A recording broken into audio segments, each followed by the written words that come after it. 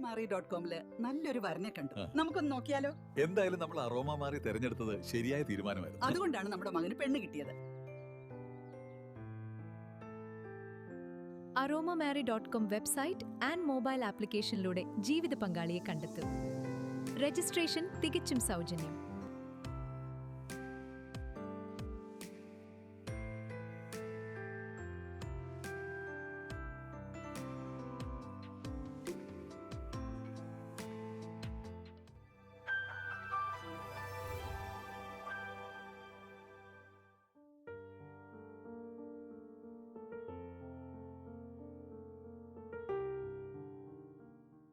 Aroma ടിവിയുടെ എല്ലാ മാന്യ ശ്രോതാക്കൾക്കും വേഗം വരുന്ന കർത്താവായ യേശു ക്രിസ്തുവിന്റെ ധന്യതിന്റെ നാമത്തിൽ വന്ദനത്തെയും സ്വാഗതത്തെയും അറിയിക്കുന്നു.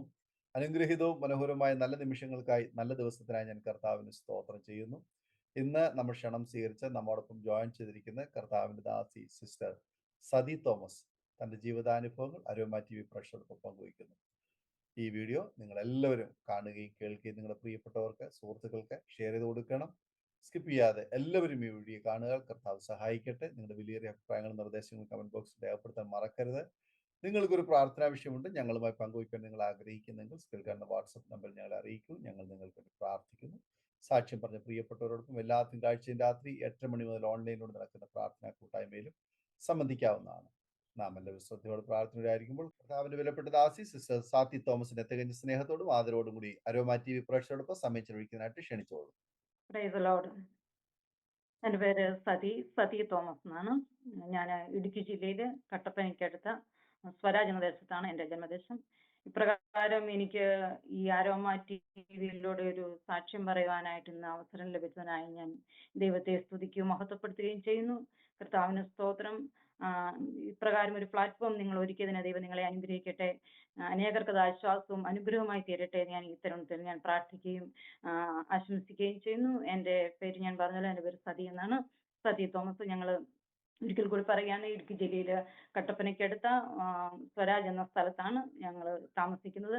അച്ഛനും അമ്മയും 3 മക്കളും അടങ്ങുന്നതാണ് ഞങ്ങളുടെ കുടുംബം. അച്ഛനും അമ്മയും കൂലിപ്പണിക്കാരാണ്. ഞങ്ങള് ശരിക്കും പറഞ്ഞാൽ ഒരു ഹിന്ദു ബാക്ക്ഗ്രൗണ്ടിൽ പോലെ ഒരു വളർന്നൊരു കാലഘട്ടമാണ്. അച്ഛനും അമ്മയും എന്നോട് പറഞ്ഞിരിക്കുന്നത് ഒരു കാത്തലിക്ക വിഭാഗത്തിൽ കല്യാണം കഴിയപ്പെട്ടതാണ്. അവരുടെ കല്യാണം കാത്തലിക്ക ചർച്ചിൽ വെച്ചായിരുന്നു നടന്നത്. ഞങ്ങളുണ്ടായതിനു ശേഷം ഞങ്ങളെയും മാമോദീസ മുക്കിയിട്ടുണ്ട് അവിടെ. ശേഷം ഞങ്ങള് അച്ഛനും അമ്മയും ഒന്നിച്ച് പള്ളിയിൽ പോയതായിട്ടോ ഞങ്ങളെ കൂട്ടി പള്ളിയിൽ പോയതായിട്ടോ പ്രാർത്ഥിക്കുന്നതായിട്ടോ ഒന്നും എൻ്റെ അറിവിൽ എനിക്ക് ഉണ്ടായിട്ടില്ല, ഞാൻ കണ്ടിട്ടില്ല, കേട്ടിട്ടില്ല. അങ്ങനെ ഒരു കാലഘട്ടം ഇങ്ങനെ പള്ളിയും അമ്പലവും ഇല്ലാതെ നടന്നു പോയ ഒരു കാലഘട്ടമായിരുന്നു. അതിനുശേഷം അമ്മയൊക്കെ ഇങ്ങനെ പണിയാൻ പോകുമായിരുന്നു. അമ്മ പണിയാൻ പോകുന്നതിനിടയ്ക്ക് ഒരു ദിവസം ഒരു ഹിന്ദുക്കളുടെ വീട്ടിലാണ് പണിയാൻ പോകുന്നത്. അപ്പോൾ അവിടെ വെച്ച് അവരുടെ കൂട്ടുകാരൊക്കെ പറഞ്ഞു, ഇവിടെ ഒരു അമ്പലമുണ്ട്. ആ പണിയുന്ന വീടിന്റെ തന്നെ അവരുടെ പറമ്പിന്റെ ഒരു മൂലയിലായിട്ട് ഒരു ചെറിയൊരു അമ്പലം വെച്ചിട്ടുണ്ടായിരുന്നു. അവിടെ കുറെ ദൈവങ്ങളും കാര്യങ്ങളും ഒക്കെ ഉണ്ട്. അവിടെ പോയി പ്രാർത്ഥിച്ചാൽ നിങ്ങൾക്ക് കാര്യങ്ങൾക്കൊക്കെയും മറുപടി കിട്ടും. അങ്ങനെയൊക്കെ അമ്മയോട് പറഞ്ഞു. അമ്മ അതിൽ വിശ്വസിച്ചാവാം അമ്മ അവിടെ കടന്നുപോയി. അവിടുത്തെ ആ പ്രാർത്ഥന എന്ന് പറഞ്ഞാൽ നമ്മളെ പോലെയുള്ള പ്രാർത്ഥനകളൊന്നുമല്ല. നാമങ്ങൾ ജപിക്കുന്നു, കുറെ ഫോട്ടോകളും വിഗ്രഹങ്ങളും ഒക്കെ വെച്ച് അതിന്റെ മുമ്പിൽ നിലവിളക്കുകൾ വെച്ച് അങ്ങനെ പ്രാർത്ഥിക്കുകയും നാമം ജപിക്കുകയും ഓരോരോ കാര്യങ്ങൾ ഇങ്ങനെ പറയുകയും ഒക്കെ ചെയ്യുകയാണ് ചെയ്യുന്നത്. അമ്മ അവിടെ പോകാൻ തുടങ്ങി. ഒരാഴ്ച പോയി, കുറച്ചു ദിവസം ഇങ്ങനെ അടുപ്പിച്ച് പോയി കഴിഞ്ഞപ്പോഴത്തേന് അവിടെ ഒരുപാട് ദൈവങ്ങളുണ്ട്. കൃഷ്ണനും ശിവൻ, വിഷ്ണു, സുബ്രഹ്മണ്യൻ, കുറെ ദേവിമാർ അങ്ങനെയെല്ലാം ഉണ്ട്. പക്ഷെ അമ്മയ്ക്ക് അത് ആ ശിവപ്രതിഷ്ഠയിൽ അമ്മ ഭയങ്കര ആകൃഷ്ടയാകാനായിട്ട് ഇടയായി തീർന്നു. അമ്മയ്ക്ക് ആ ദൈവത്തോടാണ് ഏറെ ഇഷ്ടമുണ്ടായിരുന്നത്. അമ്മ അങ്ങനെ പോയി ശിവനെ ആരാധിക്കാനായിട്ട് തുടങ്ങി. അങ്ങനെ നിരന്തരം അവരുടെ അമ്പലത്തിൽ പോകാൻ തുടങ്ങി. അവിടെയാണല്ലോ പണിയ. അങ്ങനെ അച്ഛനും അവിടെ പണിയുണ്ട്, അച്ഛനെയും കൂട്ടിക്കൊണ്ട് പോകാൻ തുടങ്ങി. സന്ധ്യയ്ക്ക് ഒരു പണിയും കഴിഞ്ഞ് 4 മണിയാകുമ്പോൾ പണിയും കഴിഞ്ഞ് അവിടെ തന്നെ കുളിച്ച്, ഇവരൊക്കെ കൂട്ടുകാർ വേറെ ആൾക്കാരും ഉണ്ട്. അവിടെ അമ്പലത്തിൽ പോയി അവിടെ പോയി പ്രാർത്ഥിച്ചതെല്ലാം കഴിഞ്ഞതിന് ശേഷമാണ് മടങ്ങി വരാറുള്ളത്. കാലക്രമേണ ഞങ്ങളെയും കൊണ്ടുപോകാൻ തുടങ്ങി. എന്നെയും കൂടെ കൊണ്ടുപോകുന്നത്, എന്നെയാണ് കൂടുതലും കൊണ്ടുപോയിക്കൊണ്ടിരുന്നത്. അങ്ങനെ ഞാനും അവിടെ പോയി. ഞാൻ അവിടെ കണ്ട് ഞാൻ ഇങ്ങനെ ദൈവങ്ങളെല്ലാം ഇരുത്തിയിരിക്കുന്നത്. അങ്ങനെ ഓരോ ദൈവങ്ങളോടും പ്രാർത്ഥിക്കുന്നവരുടെ മുമ്പിലൊക്കെ ഇങ്ങനെ പൂമാലകളൊക്കെ ഇട്ട് ഓരോ ദൈവത്തിന്റെ മുമ്പിൽ ഇങ്ങനെ നിലവിളക്കൊക്കെയും കത്തിച്ച് വെച്ചുകൊണ്ട് ഇങ്ങനെ പ്രാർത്ഥിക്കുകയാണ്.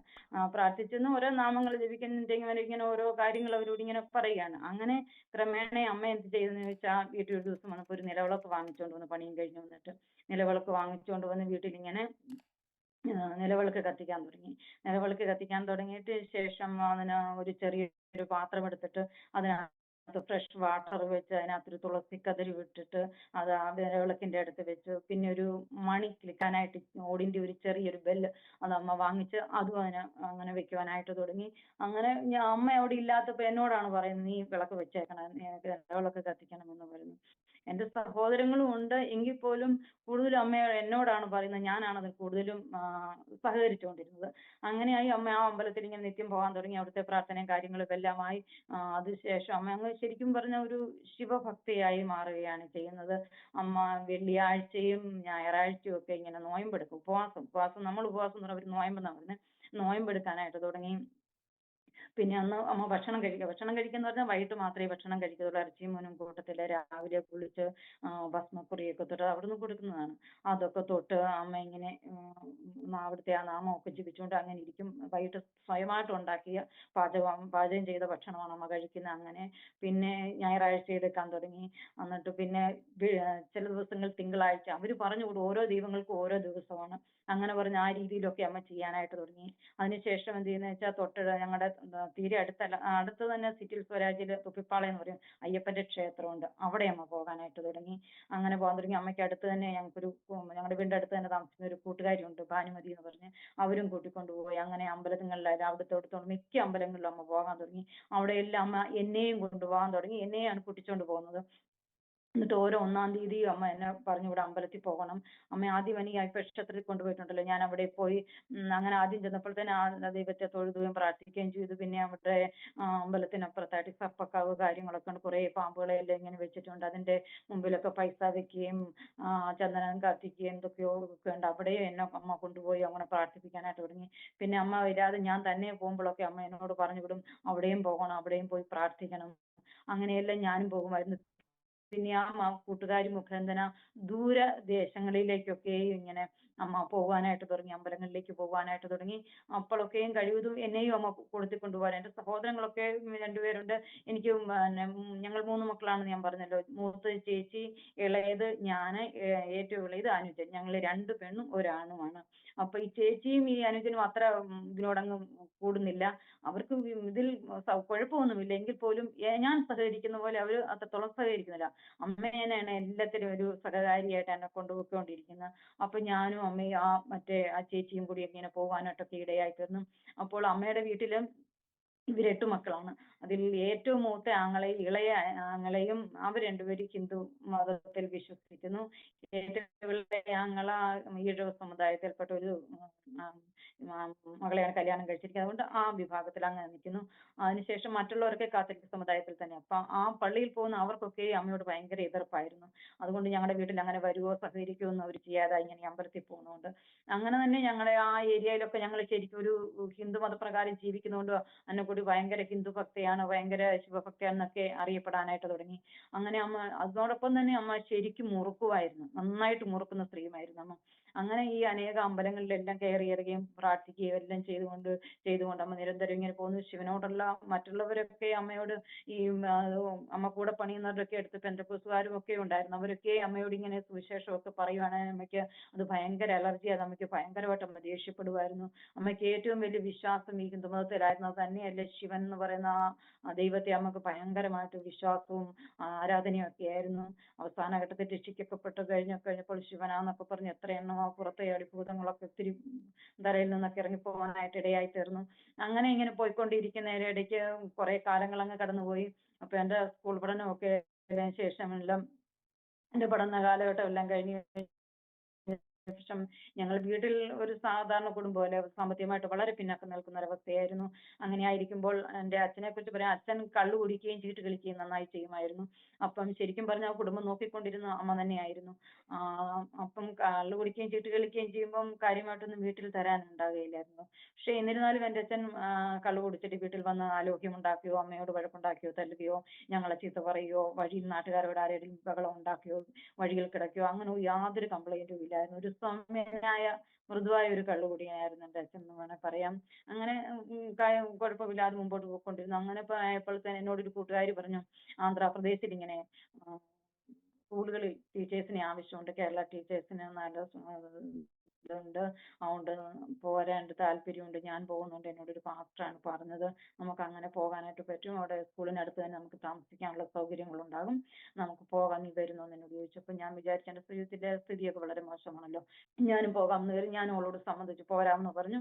അങ്ങനെ വീട്ടിൽ പറഞ്ഞപ്പോൾ അച്ഛന് അതിനോട് എതിർപ്പായിരുന്നു.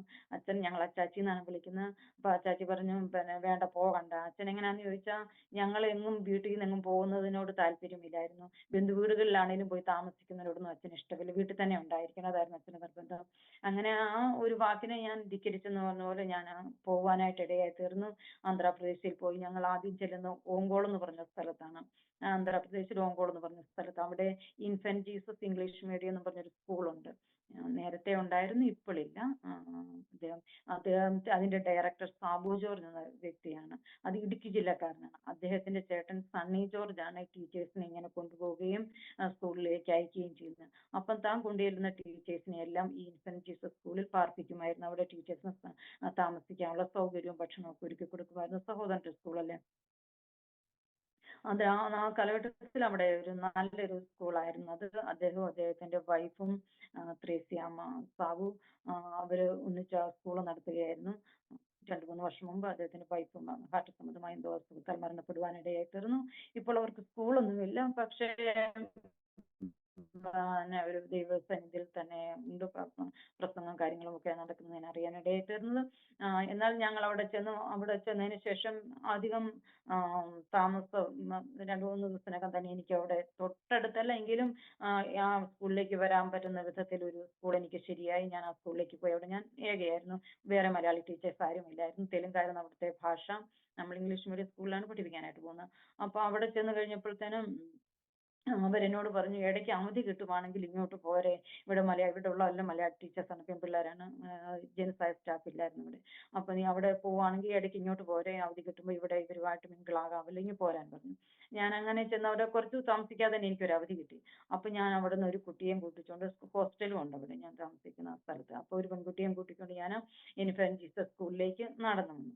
അവിടെ വന്നു കഴിഞ്ഞപ്പോഴത്തേനും അവിടെ ഞങ്ങൾ അവരുമായിട്ടെല്ലാം സഹകരിച്ച് ഭക്ഷണമെല്ലാം കഴിച്ചു. ഉച്ച കഴിഞ്ഞ് പോയപ്പോൾ എന്നോട് പറഞ്ഞു ഞായറാഴ്ചയും വരണമെന്ന് പറഞ്ഞു. അങ്ങനെ ഞാൻ പോയി. പിറ്റേ ഞായറാഴ്ച ഞാൻ തന്നെയാണ് വരുന്നത്. തന്നെ വന്നു കഴിഞ്ഞപ്പോഴത്തേന് ഞാൻ നോക്കുമ്പോൾ ഇവരെല്ലാവരും ഒരുങ്ങി നിൽക്കുകയാണ്. എല്ലാവരും ഒരുങ്ങി നിൽക്കുന്നു. ഒരു ജീപ്പ് റെഡി ആയിട്ടുണ്ട്. അവിടുത്തെ മൈക്ക് സെറ്റൊക്കെ ഉണ്ട്, ബാറ്ററി പെട്ടിയുണ്ട്.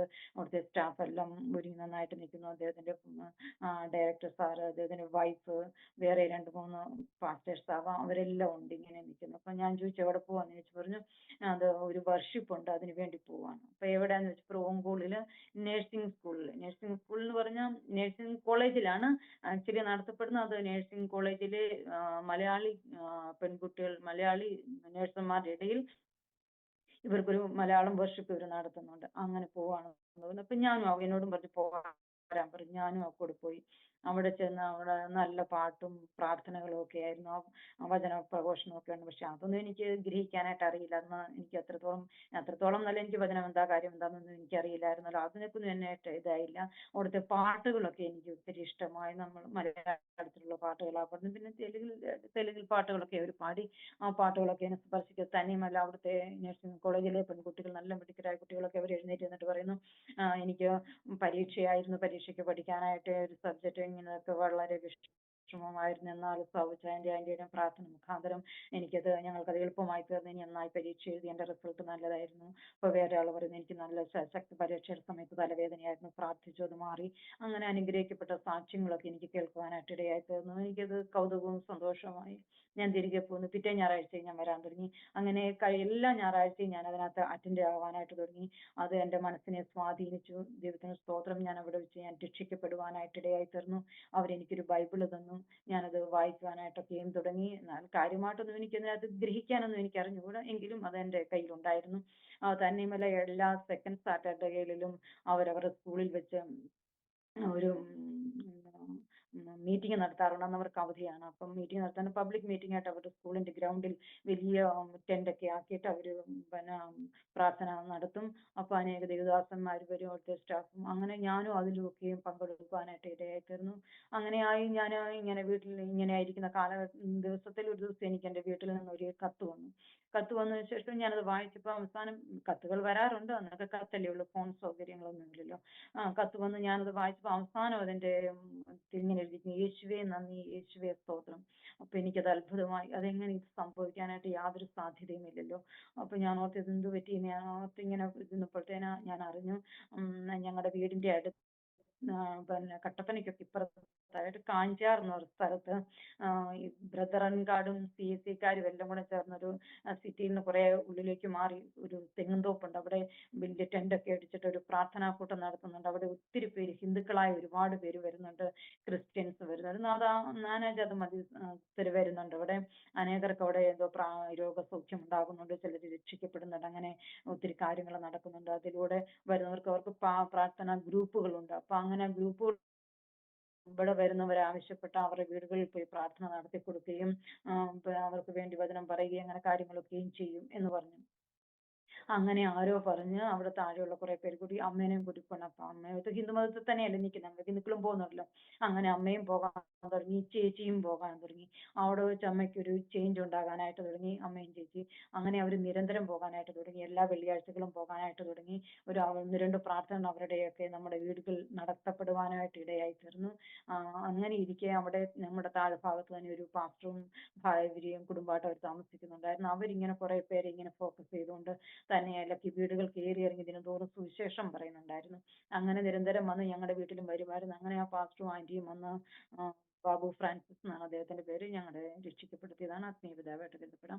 അദ്ദേഹം വന്ന് ഇങ്ങനെ ഞങ്ങളുടെ വീട്ടിലും വന്ന് ഇങ്ങനെ വചനം പറയാനായിട്ട് ആദ്യമൊന്നും ഒരിക്കലും അമ്മ അംഗീകരിക്കത്തില്ലായിരുന്നു. അങ്ങനെ നിരന്തരം വന്ന് വന്ന് വന്ന് അമ്മയ്ക്ക് മാനസാന്തരം ഉണ്ടായി. അമ്മ രക്ഷിക്കപ്പെട്ടു. അമ്മ രക്ഷിക്കപ്പെടുവാനായിട്ട് ഇടയായി തീർന്നു. അങ്ങനെ ആയപ്പോഴത്തേന് അത് അദ്ദേഹത്തിൽ തന്നെ വളരെ ഒരു സംസാര വിഷയമായി. കാരണം അത്രത്തോളം അമ്മ ശിവഭക്തിയായി ചന്ദനക്കുറിയൊക്കെ തൊട്ട് വെള്ളിയാഴ്ചകൾ ഉപവാസവും എടുത്ത് തിങ്കളാഴ്ചയും ഞായറാഴ്ചയും ഒക്കെ എടുത്ത് ഇങ്ങനെ മുറിപ്പിച്ച് വല്ലാത്തൊരു സിറ്റുവേഷൻ നടന്നുകൊണ്ടിരുന്ന എൻ്റെ അമ്മ രക്ഷിക്കപ്പെട്ടെന്ന് പറഞ്ഞപ്പോൾ ആർക്കും പെന്തക്കോസ്തുകാർക്ക് ഒട്ടും അതങ്ങ് വിശ്വസിക്കാനായിട്ട് സാധിച്ചില്ല. അങ്ങനെ അമ്മ രക്ഷിക്കപ്പെടുവാനായിട്ട് ഇടയായിട്ടൊരു അമ്മ തന്നെ തിരിച്ച് ഞാൻ പിറ്റേ വർഷം ഞാൻ വരുമ്പോൾ എൻ്റെ വീട്ടിലെ എല്ലാവരും സ്നാനപ്പെടുവാനായിട്ട് ഇടയായി തീർന്നു. മുരിക്കാട്ടുകുടിയിൽ തന്നെ ചർച്ച് ഓഫ് ഗോഡ് സ്റ്റേറ്റിന് ഒരു വേല ഉണ്ടായിരുന്നു. അവിടെ അംഗത്വം എടുത്ത് അവരവിടെ പോകാനായിട്ട് ഇടയായി തീർന്നു. അപ്പം ദൈവത്തിന്റെ പ്രവൃത്തി, ഞാൻ തിരികെ വന്ന് ഞാനും സ്നാനപ്പെട്ടു. ഞാൻ ഓടപ്പള്ളിയിൽ പോയി. അതിനുശേഷം വീണ്ടും ഞാൻ ആന്ധ്രാപ്രദേശിലേക്ക് വരുവാനായിട്ട് ഇടയായി തീർന്നു. അങ്ങനെ പള്ളിത്തിന് വ്യത്യാസമായല്ലോ, അമ്മ ഇങ്ങനെ ദൈവാലയത്തിലൊക്കെ പോകാൻ തുടങ്ങിയല്ലോ. അത് തന്നെ വളരെ അത്ഭുതമായി. അമ്മയുടെ ജീവിതത്തിനെല്ലാം വ്യത്യാസം വരുവാനായിട്ട് തുടങ്ങി. പിന്നെ അമ്മ പള്ളിയിൽ പോകാൻ തുടങ്ങിയപ്പോഴത്തെ ഒറ്റ വെള്ളിയാഴ്ച അമ്മ ജോലിക്ക് പോകത്തില്ല, പണിക്ക് പോകത്തില്ല. പിന്നെ അമ്മ ഉപവസിക്കാനായിട്ട് തുടങ്ങി. ദൈവത്തിന്, അതായത് യഥാർത്ഥ ദൈവത്തിന് വേണ്ടി, ജീവനുള്ള ദൈവത്തിന് വേണ്ടി അമ്മ ഉപവസിക്കാനായിട്ട് തുടങ്ങി. ഒന്നുകൂടി ഞാൻ പറയട്ടെ, എൻ്റെ അമ്മ പണിക്ക് പോകുമ്പം എൻ്റെ അമ്മ രക്ഷിക്കപ്പെട്ട നാൾ മുതൽ അമ്മയുടെ മരണം വരെ കഴിഞ്ഞ ഓഗസ്റ്റ് മാസം 7-ാം തീയതി എൻ്റെ അമ്മ മരണപ്പെടുവാനായിട്ട് ഇടയായി മരിച്ചുപോയി. ആ നാളിന്റെ അമ്മ പണിക്ക് പോയിക്കൊണ്ടിരുന്ന ആ നാൾ വരെയും ദൈവസന്നിധിയിലാണ് ഞാൻ പറയുന്നത്, 1 രൂപ പോലും ദശാംശത്തിൽ അമ്മ കുറച്ചിട്ടില്ല. എൻ്റെ അമ്മ 1 രൂപയെങ്കിലും കൂട്ടിയല്ല, അത് ഒരിക്കൽ പോലും എൻ്റെ അമ്മ ദൈവം അങ്ങനെ ചെയ്തിട്ടില്ല. അതുപോലെ തന്നെ അനേക ദൈവദാസന്മാരെ അമ്മ ഒരുപാട് സഹായിപ്പാനായിട്ട് ഇടയായി തീർന്നു. ഞാൻ ഓർക്കുന്നുണ്ട്, സന്ധ്യയ്ക്ക് പണിയൊക്കെ കഴിഞ്ഞ് വന്നതിന് ശേഷം 4 മണിയൊക്കെ കഴിഞ്ഞ് സ്വന്തമായിട്ട് വിറക് കീറി, നന്നായിട്ട് ആണുങ്ങളെ പോലെ അമ്മ ജോലി എടുക്കുമായിരുന്നു. അമ്മ വിറക് കീറി തലച്ചുമടായിട്ട് ചുമന്ന് ദേവദാസന്മാർക്ക് കൊണ്ട് കൊടുക്കുമായിരുന്നു. കാരണം നാട്ടിൻ പ്രദേശത്തു നിന്നൊക്കെ ഹൈ റേഞ്ചിലൊക്കെ വന്ന് താമസിക്കുന്ന ദേവദാസന്മാർക്ക് വളരെ ബുദ്ധിമുട്ടായിരുന്നു. അപ്പം അമ്മ അങ്ങനെ അരിയും സാധനങ്ങളും വാങ്ങിച്ചു കൊടുക്കുക. അങ്ങനെ സ്വന്തമായിട്ട് തന്നെ അമ്മ ഒരു സഭയെ പുലർത്താനായിട്ട് തന്നെ അമ്മയെ ദൈവം ഉപയോഗിച്ചിട്ടുണ്ട്. അങ്ങനെ അമ്മ ചെയ്യുമായിരുന്നു. അതുകൊണ്ട് ശേഷം അമ്മ ഒരിക്കൽ പോലും നല്ല വീട്ടിൽ ആൾക്കാരൊക്കെ അടുത്ത ഏലക്കായ എടുക്കാനും കാര്യങ്ങൾക്കും ഒക്കെ വേണ്ടി വിളിച്ചാൽ പോലും അമ്മ വെള്ളിയാഴ്ച ദിവസമാണ് അമ്മ പോകത്തേയില്ല. അങ്ങനെയായി പ്രാർത്ഥനയും കാര്യങ്ങളും ഒക്കെ ആയിട്ട് ഇന്നിപ്പോ വീണ്ടും ഞാൻ ആന്ധ്രാപ്രദേശിന് പോയി. അങ്ങനെ എൻ്റെ ചേച്ചിയുടെ കല്യാണം കഴിഞ്ഞു. ചേച്ചിയുടെ കല്യാണം കഴിഞ്ഞു. പെന്തക്കോസ്ത് കല്യാണം കഴിച്ചു. ചേച്ചിയുടെ കല്യാണം കഴിഞ്ഞ 6ാമത്തെ മാസത്തിൽ ആങ്ങളയുടെ കല്യാണം. എൻ്റെ അനുജനാണ്. അനുജന്റെ കല്യാണം കഴിഞ്ഞു. അപ്പൊ എന്റെ നടന്നിട്ടില്ലല്ലോ.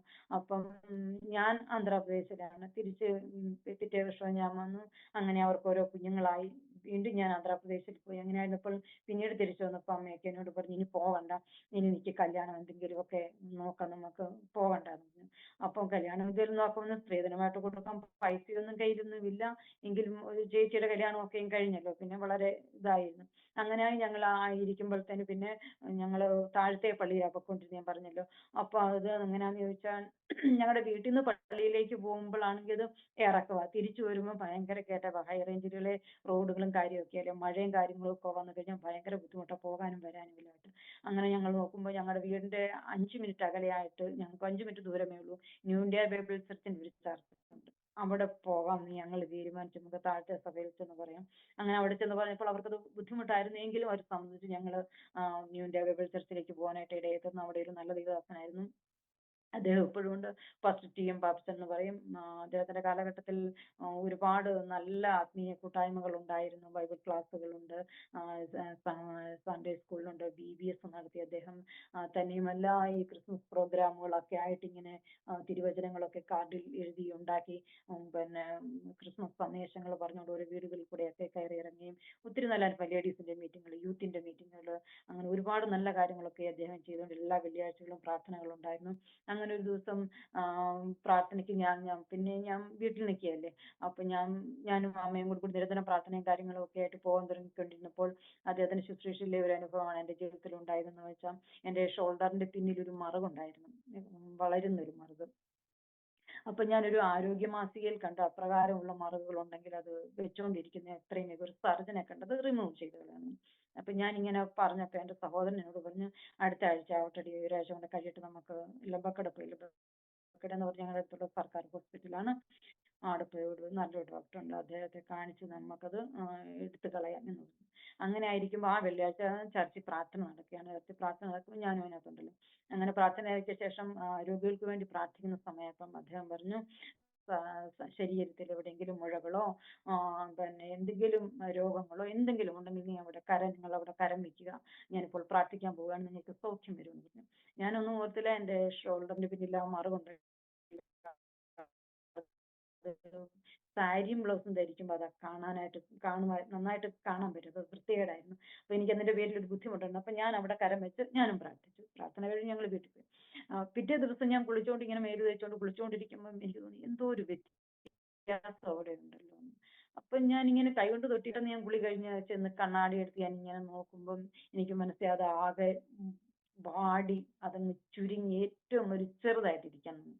ശേഷം 2 ദിവസത്തിനകം പരിപൂർണമായിട്ട് തന്റെ ശരീരത്തിൽ നിന്ന് അപ്രത്യക്ഷമാകാനായിട്ട് ഇടയായിരുന്നു.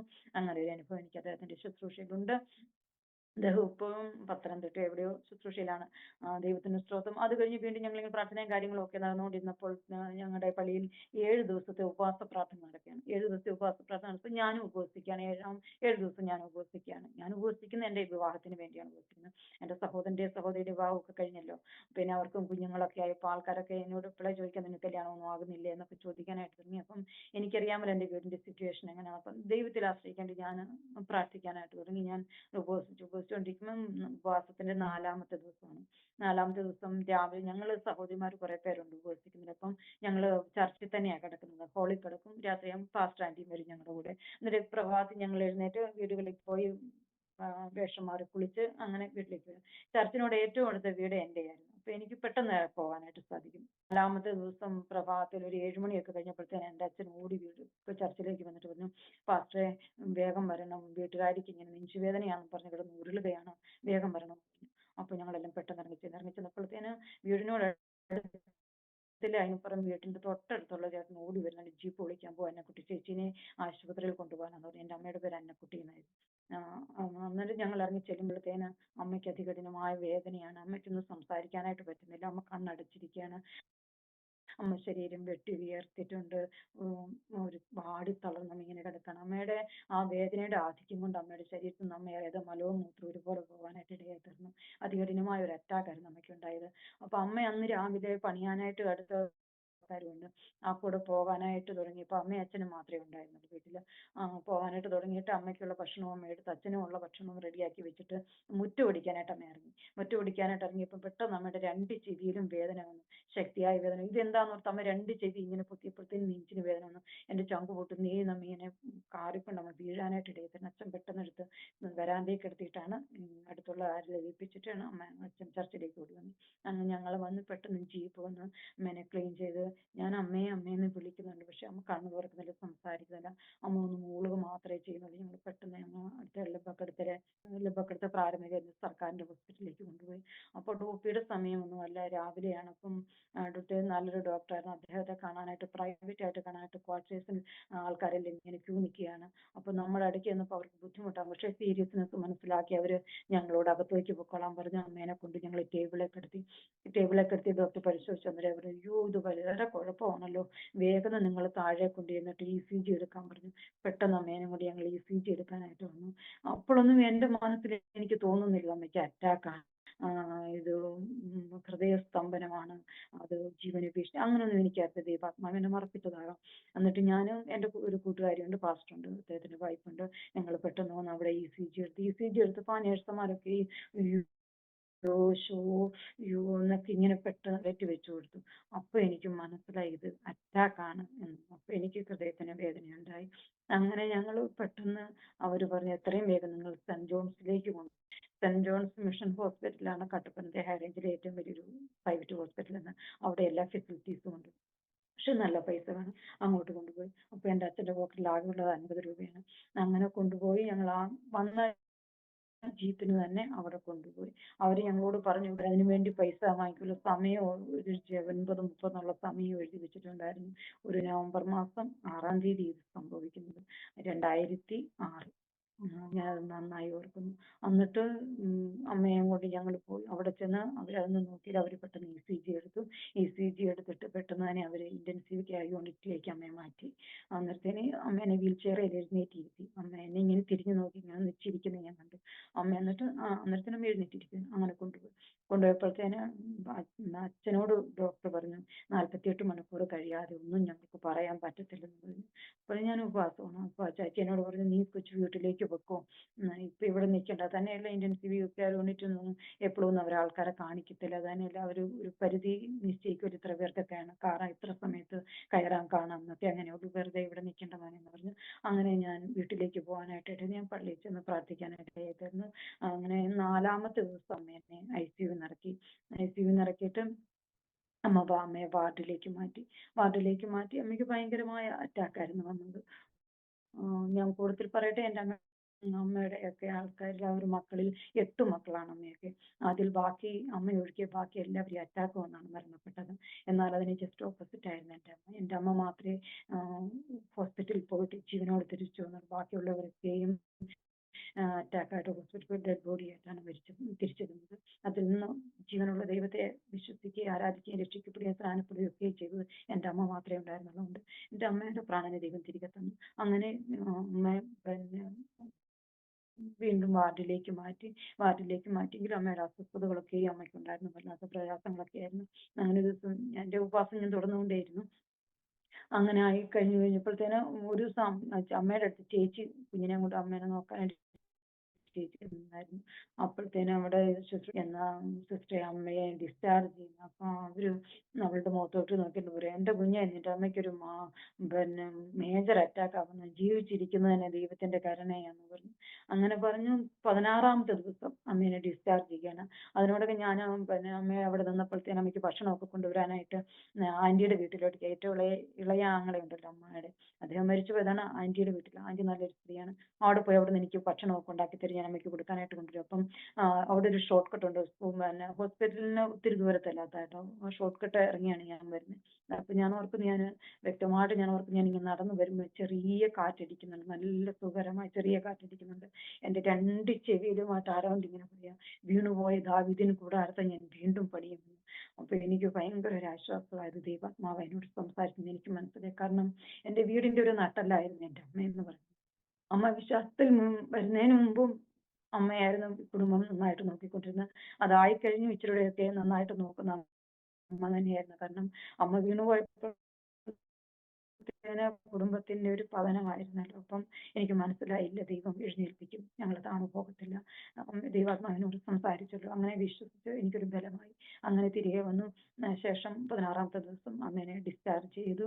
ഹോസ്പിറ്റലിലൊക്കെ നല്ല ബില്ല്, അതൊക്കെ ഞങ്ങൾ കടം മേടിച്ചാണ് അടച്ചത്. അങ്ങനെ തിരികെ വീട്ടിൽ കൊണ്ടുവന്നു. വീട്ടിൽ വന്നു, സഹോദരനൊക്കെ വന്നായിരുന്നു. അതിനുശേഷം വീണ്ടും അമ്മയ്ക്ക് ഓരോ ദിവസവും കൂടി ഇങ്ങനെ അസ്വസ്ഥതകളാണ്. 2-3 ദിവസം കൂടുമ്പോൾ ഹോസ്പിറ്റലിൽ പോകണം. അപ്പം വീണ്ടും ഞങ്ങൾ സെന്റ് ജോൺസ് ഹോസ്പിറ്റലിലേക്ക് പോകാനായിട്ട് ഞങ്ങൾക്ക് പറ്റത്തില്ല. കുറച്ച് അവർ നോക്കും, പിന്നെ എന്തെങ്കിലുമൊക്കെ ഗുളികകളോ മരുന്നുകളോ ഒക്കെ തരും, വീണ്ടും തിരിച്ചു പോരും. അങ്ങനെ ആയി കഴിഞ്ഞപ്പോഴത്തെ ആ ഡോക്ടർ ഞങ്ങളോട് ഒരു ദിവസം പറഞ്ഞു, നിങ്ങൾ ആ ചീട്ടല്ലേ ഇങ്ങ് കൊണ്ടുപോയി, ഞാൻ കുറച്ച് ഗുളികകൾ ഞാൻ നിങ്ങൾക്ക് കുറച്ച് തരാം. പറയാണ്ട് 14 കൂട്ടം ഗുളികകൾ അമ്മ കഴിക്കണമായിരുന്നു. അപ്പം അതെല്ലാം അതിൽ കുറച്ച് ഞാൻ കുറച്ച് തരാമെന്ന് പറഞ്ഞു. അങ്ങനെ ഏതാണ്ട് 8 കൂട്ടം ഗുളികയാക്കി അദ്ദേഹം അത് കുറച്ച് തരുവാനായിട്ട് ഇടയായി തന്നു. അങ്ങനെ വാങ്ങിച്ച് വീട്ടിൽ കൊണ്ടുവന്നു. വീണ്ടും 2-3 ദിവസം കഴിഞ്ഞപ്പോൾ വീണ്ടും അമ്മയ്ക്ക് അസ്വസ്ഥതയായി അമ്മയും കൊണ്ട് ഞങ്ങൾ ആശുപത്രിയിൽ പോയി.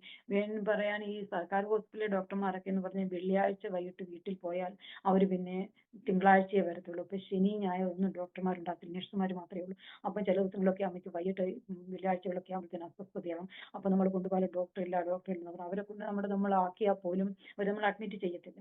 അഥവാ നമ്മളാക്കിയാൽ പോലും അവർക്കൊന്നും ഡോക്ടറോട് ചോദിക്കാതെ അവരൊന്നും ചെയ്യത്തില്ല. അങ്ങനെയൊക്കെ ആയി വളരെ ബുദ്ധിമുട്ടായ ഒരു ദിവസം. അങ്ങനെ ഞങ്ങൾ പോയി. ഒരു തിങ്കളാഴ്ച ഞങ്ങൾ പോയി. അവിടെ അമ്മ വീണ്ടും അഡ്മിറ്റാക്കി. വീണ്ടും സർക്കാർ ഹോസ്പിറ്റലിൽ അഡ്മിറ്റാക്കി.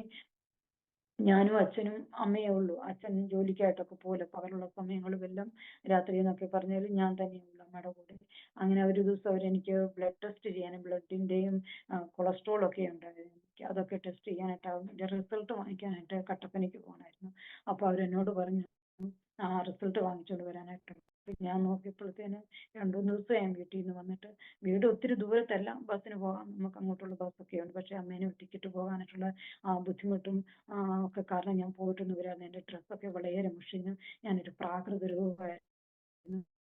അപ്പൊ ഞാൻ ബസ്സിൽ കയറി കട്ടപ്പനയ്ക്ക് വേണം പോകാനായിട്ട്. അന്നേരം സ്കൂളൊക്കെ ഉള്ള സമയമാണ്. സ്കൂൾ കുട്ടികൾ, മറ്റുള്ള യാത്രക്കാരെല്ലാം ഉണ്ട്. നമുക്കറിയാലോ, ഇവിടെ നോർത്തിലെ പോലെ ഒന്നും നമ്മുടെ കേരളത്തിൽ ബസ്സുകളൊക്കെ നീറ്റാണ്. ഇവിടെ സഞ്ചരിക്കുന്ന യാത്രക്കാരൊന്നും ഇല്ലാത്തവരാണേലും ഏറ്റവും നന്നായി വേഷം ധരിച്ച് നല്ല ശരീരത്തെ ഞാൻ നോക്കി എനിക്ക് ഒരുപാട് സങ്കടം ഉണ്ടാകാനായിട്ട് ഇടയായി തീർന്നു. എങ്കിലും ഞാൻ കടന്നുപോയി. ചെന്ന് റിസൾട്ട് വാങ്ങിച്ചുകൊണ്ട് തിരിച്ചു വന്നു. അമ്മയുടെ അടുത്ത് കൊടുത്തു. അമ്മ അങ്ങനെ 2 ദിവസം കൂടെ അവിടെ നിന്നിട്ട് വീണ്ടും ഞങ്ങൾ തിരിച്ചു പോരുകയാണ്. അപ്പൊ ആ ഡിസ്ചാർജ് ചെയ്തിട്ട് മേടിക്കാനായിട്ട് ഒരു നേഴ്സിന്റെ അടുത്ത് ചെന്നപ്പം ജിമീല എന്ന് പറഞ്ഞൊരു മുസ്ലിം സിസ്റ്റർ, അദ്ദേഹത്തിന് അവർക്ക് നല്ല പ്രായമുണ്ട്. അപ്പൊ ഞാൻ അമ്മയുടെ കൂടെ നിരന്തരം ഇങ്ങനെ വരികയും ഇങ്ങനെ എടുക്കുകയും എല്ലാം ചെയ്യുന്ന കണ്ടപ്പോഴത്തേന് അവരെന്നോട് ചോദിക്കും, എന്റെ കൊച്ചെ നിന്നോട് ഞാൻ എന്നാ പറയാൻ, നിനക്കൊരു നല്ല ജീവിതം കിട്ടുമെന്ന് എന്നോട് ഇങ്ങനെ പറഞ്ഞു. അങ്ങനെ ഞങ്ങൾ തിരിച്ച് വീട്ടിൽ വന്നു. പിന്നെയും അമ്മയ്ക്ക് ഓരോ അസ്വസ്ഥതകൾ ഉണ്ടായിട്ട് കൊണ്ടിരുന്നു. ഞങ്ങൾ ഒരുപാട് പ്രാർത്ഥനകൾ വെച്ചു. അങ്ങനെ ഒരു പ്രാർത്ഥന വെച്ച് വീട്ടിൽ ഇങ്ങനെ ദേവദാസൻ ഇങ്ങനെ പ്രവർത്തനിച്ചുകൊണ്ടിരിക്കുമ്പോൾ അദ്ദേഹത്തിലൂടെ ഇങ്ങനെ ഒരു ശബ്ദമുണ്ടായി, ഇന്ന് കണ്ട മിശ്രമിനെ നീ ഒരു നാളും കാണുന്നില്ലെന്ന്. അങ്ങനെ ആ വചനം ഒരു ബലമായി, അമ്മയ്ക്കൊരു ആശ്വാസമായി. എങ്കിരുന്നാലും അമ്മ ഭക്ഷണം നന്നായിട്ട് കഴിക്കത്തില്ലായിരുന്നു. അമ്മയ്ക്കൊരു പേടിയുണ്ടായിരുന്നു. ഇങ്ങനെ വന്നതല്ലേ, തന്നെയല്ല ഇങ്ങനെ ആൾക്കാർ പറയില്ല, ചിമ്മീനും അങ്ങനെ നിങ്ങൾ കൂട്ടത്തിൽ അറ്റാക്ക് വന്നതല്ലേ, അങ്ങനെ ചെയ്യാൻ പാടില്ല, അങ്ങനെയൊക്കെ ഏറെ പിന്നെ ബീഫൊക്കെ ആണേലും ഒത്തിരി വെള്ളത്തിലൊക്കെയും വേവിച്ച് വളരെ ഇതാക്കിയൊക്കെ അമ്മയ്ക്ക് വല്ലപ്പോഴും കൊടുക്കുള്ളായിരുന്നു. അമ്മയ്ക്ക് പേടിയത്, അമ്മ വേണമെന്നുണ്ടെങ്കിൽ അമ്മ വേണ്ടെന്നേ പറയുള്ളായിരുന്നു. അങ്ങനെ ഭക്ഷണമൊന്നും അമ്മ കഴിക്കാതായപ്പോൾ ഒരു ദിവസം അമ്മ പറഞ്ഞു, ഞാൻ അവിയലുണ്ടാക്കി ഇത് ചോറ് വെച്ചിട്ട് അമ്മയ്ക്ക് കഴിക്കാൻ പറ. അപ്പൊ അമ്മ പറഞ്ഞു, നീ പ്രാർത്ഥിച്ചു തരാൻ പറഞ്ഞു. ഞാനൊരു ചോറും അല്പം കറിയും എടുത്തിട്ട് ഞാൻ പ്രാർത്ഥിച്ച് അമ്മയ്ക്ക് കൊടുത്തു. അപ്പോൾ അമ്മ അതങ്ങ് അങ്ങനെ കഴിച്ചു കഴിഞ്ഞപ്പോഴത്തേനും അമ്മയ്ക്ക് ഒരു വിശ്വാസമായി. പിന്നെ അമ്മ ആഹാരം കഴിക്കാൻ തുടങ്ങി. അമ്മ നന്നായിട്ട് ആഹാരം കഴിക്കാൻ തുടങ്ങി. അമ്മയുടെ ശരീരം മെച്ചപ്പെട്ടു. അമ്മ നന്നായി. ഒരു ദിവസം അമ്മ എന്നോട് പറഞ്ഞു, ഞാൻ ചെന്ന് പാല് വാങ്ങിച്ചുകൊണ്ട് വരട്ടെ എന്ന് ചോദിച്ചു. അപ്പൊ ഞങ്ങള് മിൽമായിന്ന് പാല് വാങ്ങി. നമ്മുടെ വീടിനടുത്താണ്, നമുക്ക് പക്ഷെ ഇച്ചിരി കയറ്റം അങ്ങനെ കഴിഞ്ഞിട്ട് അപ്പൊ അമ്മ പറഞ്ഞു, ഞാൻ പറഞ്ഞു അമ്മയ്ക്ക് വിശ്വാസവും ധൈര്യവും ഉണ്ട്, അമ്മ പൊക്കോന്ന് പറഞ്ഞു. നമ്മ അങ്ങനെ പാലും പാത്രം കൊടുത്തു. നമ്മൾ പാലിന് ചെന്നപ്പോഴത്തേക്കും സീറ്റിൽ ഒരാൾ ചോദിച്ചു, അയ്യോ ഇത് മരിച്ചവരാണോ എഴുന്നേറ്റ് വന്നേക്കുന്നതെന്ന്. നമ്മുടെ മകന്റെ വിവാഹം കുറച്ച് ടെൻഷനായിരുന്നു. അപ്പോഴാണ് ഞങ്ങൾ aromamary.com-ൽ രജിസ്റ്റർ ചെയ്തത്. അവിടെ നിന്നാണ് നമ്മുടെ മകന് നല്ലൊരു പെൺകുട്ടിയെ കണ്ടെത്തിയത്. ഇന്ന് തന്നെ aromamary.com ഡൗൺലോഡ് ചെയ്യൂ. കാരണം ആ ചേട്ടന്റെ വണ്ടിക്കായിരുന്നു അമ്മേനെ കൊണ്ട് ആശുപത്രിയിൽ പോയത്. അപ്പോഴത്തേനും അമ്മ പറഞ്ഞു അതേ മരിച്ചവരാ. അപ്പം അമ്മേനെ കൊണ്ട് ഹോസ്പിറ്റലിൽ പോയപ്പോഴത്തേനും അവിടെ എല്ലാവരും പറഞ്ഞായിരുന്നു അന്നക്കുട്ടി മരിച്ചുപോയി, ഇന്ന് നേരം വെളുപ്പിക്കോ ഈ രാത്രി വെളുപ്പിക്കോ എന്ന് തോന്നുന്നില്ല കേട്ടോ, അന്നക്കുട്ടി മരിച്ചു. അങ്ങനെ അവിടെ ഒത്തിരി പേര് അറിഞ്ഞു അമ്മ മരിച്ചു പോയെന്നാണ് അറിഞ്ഞിരുന്നത്. അതുപോലെ അമ്മയ്ക്ക് സീരിയസ് ആയിരുന്നു. അതിൽ നിന്നൊക്കെ വെളി വന്നില്ലേ. അങ്ങനെ അമ്മ പാല് വാങ്ങിച്ചുകൊണ്ട് വന്നു. പിന്നെ അമ്മ പാല് മേടിക്കാൻ പോയി, കടയിൽ പോയി ഓരോ സാധനങ്ങളൊക്കെയും വാങ്ങിക്കാൻ തുടങ്ങി. അടുത്ത വീടുകളിലൊക്കെ അമ്മ അവരുടെ കൂടെ പണിയാനൊക്കെയും പോകാനായി തുടങ്ങി. അങ്ങനെയൊക്കെ ആയിരുന്നു കഴിഞ്ഞപ്പോഴത്തേന് പിന്നെ എന്റെ കാര്യമല്ലേ.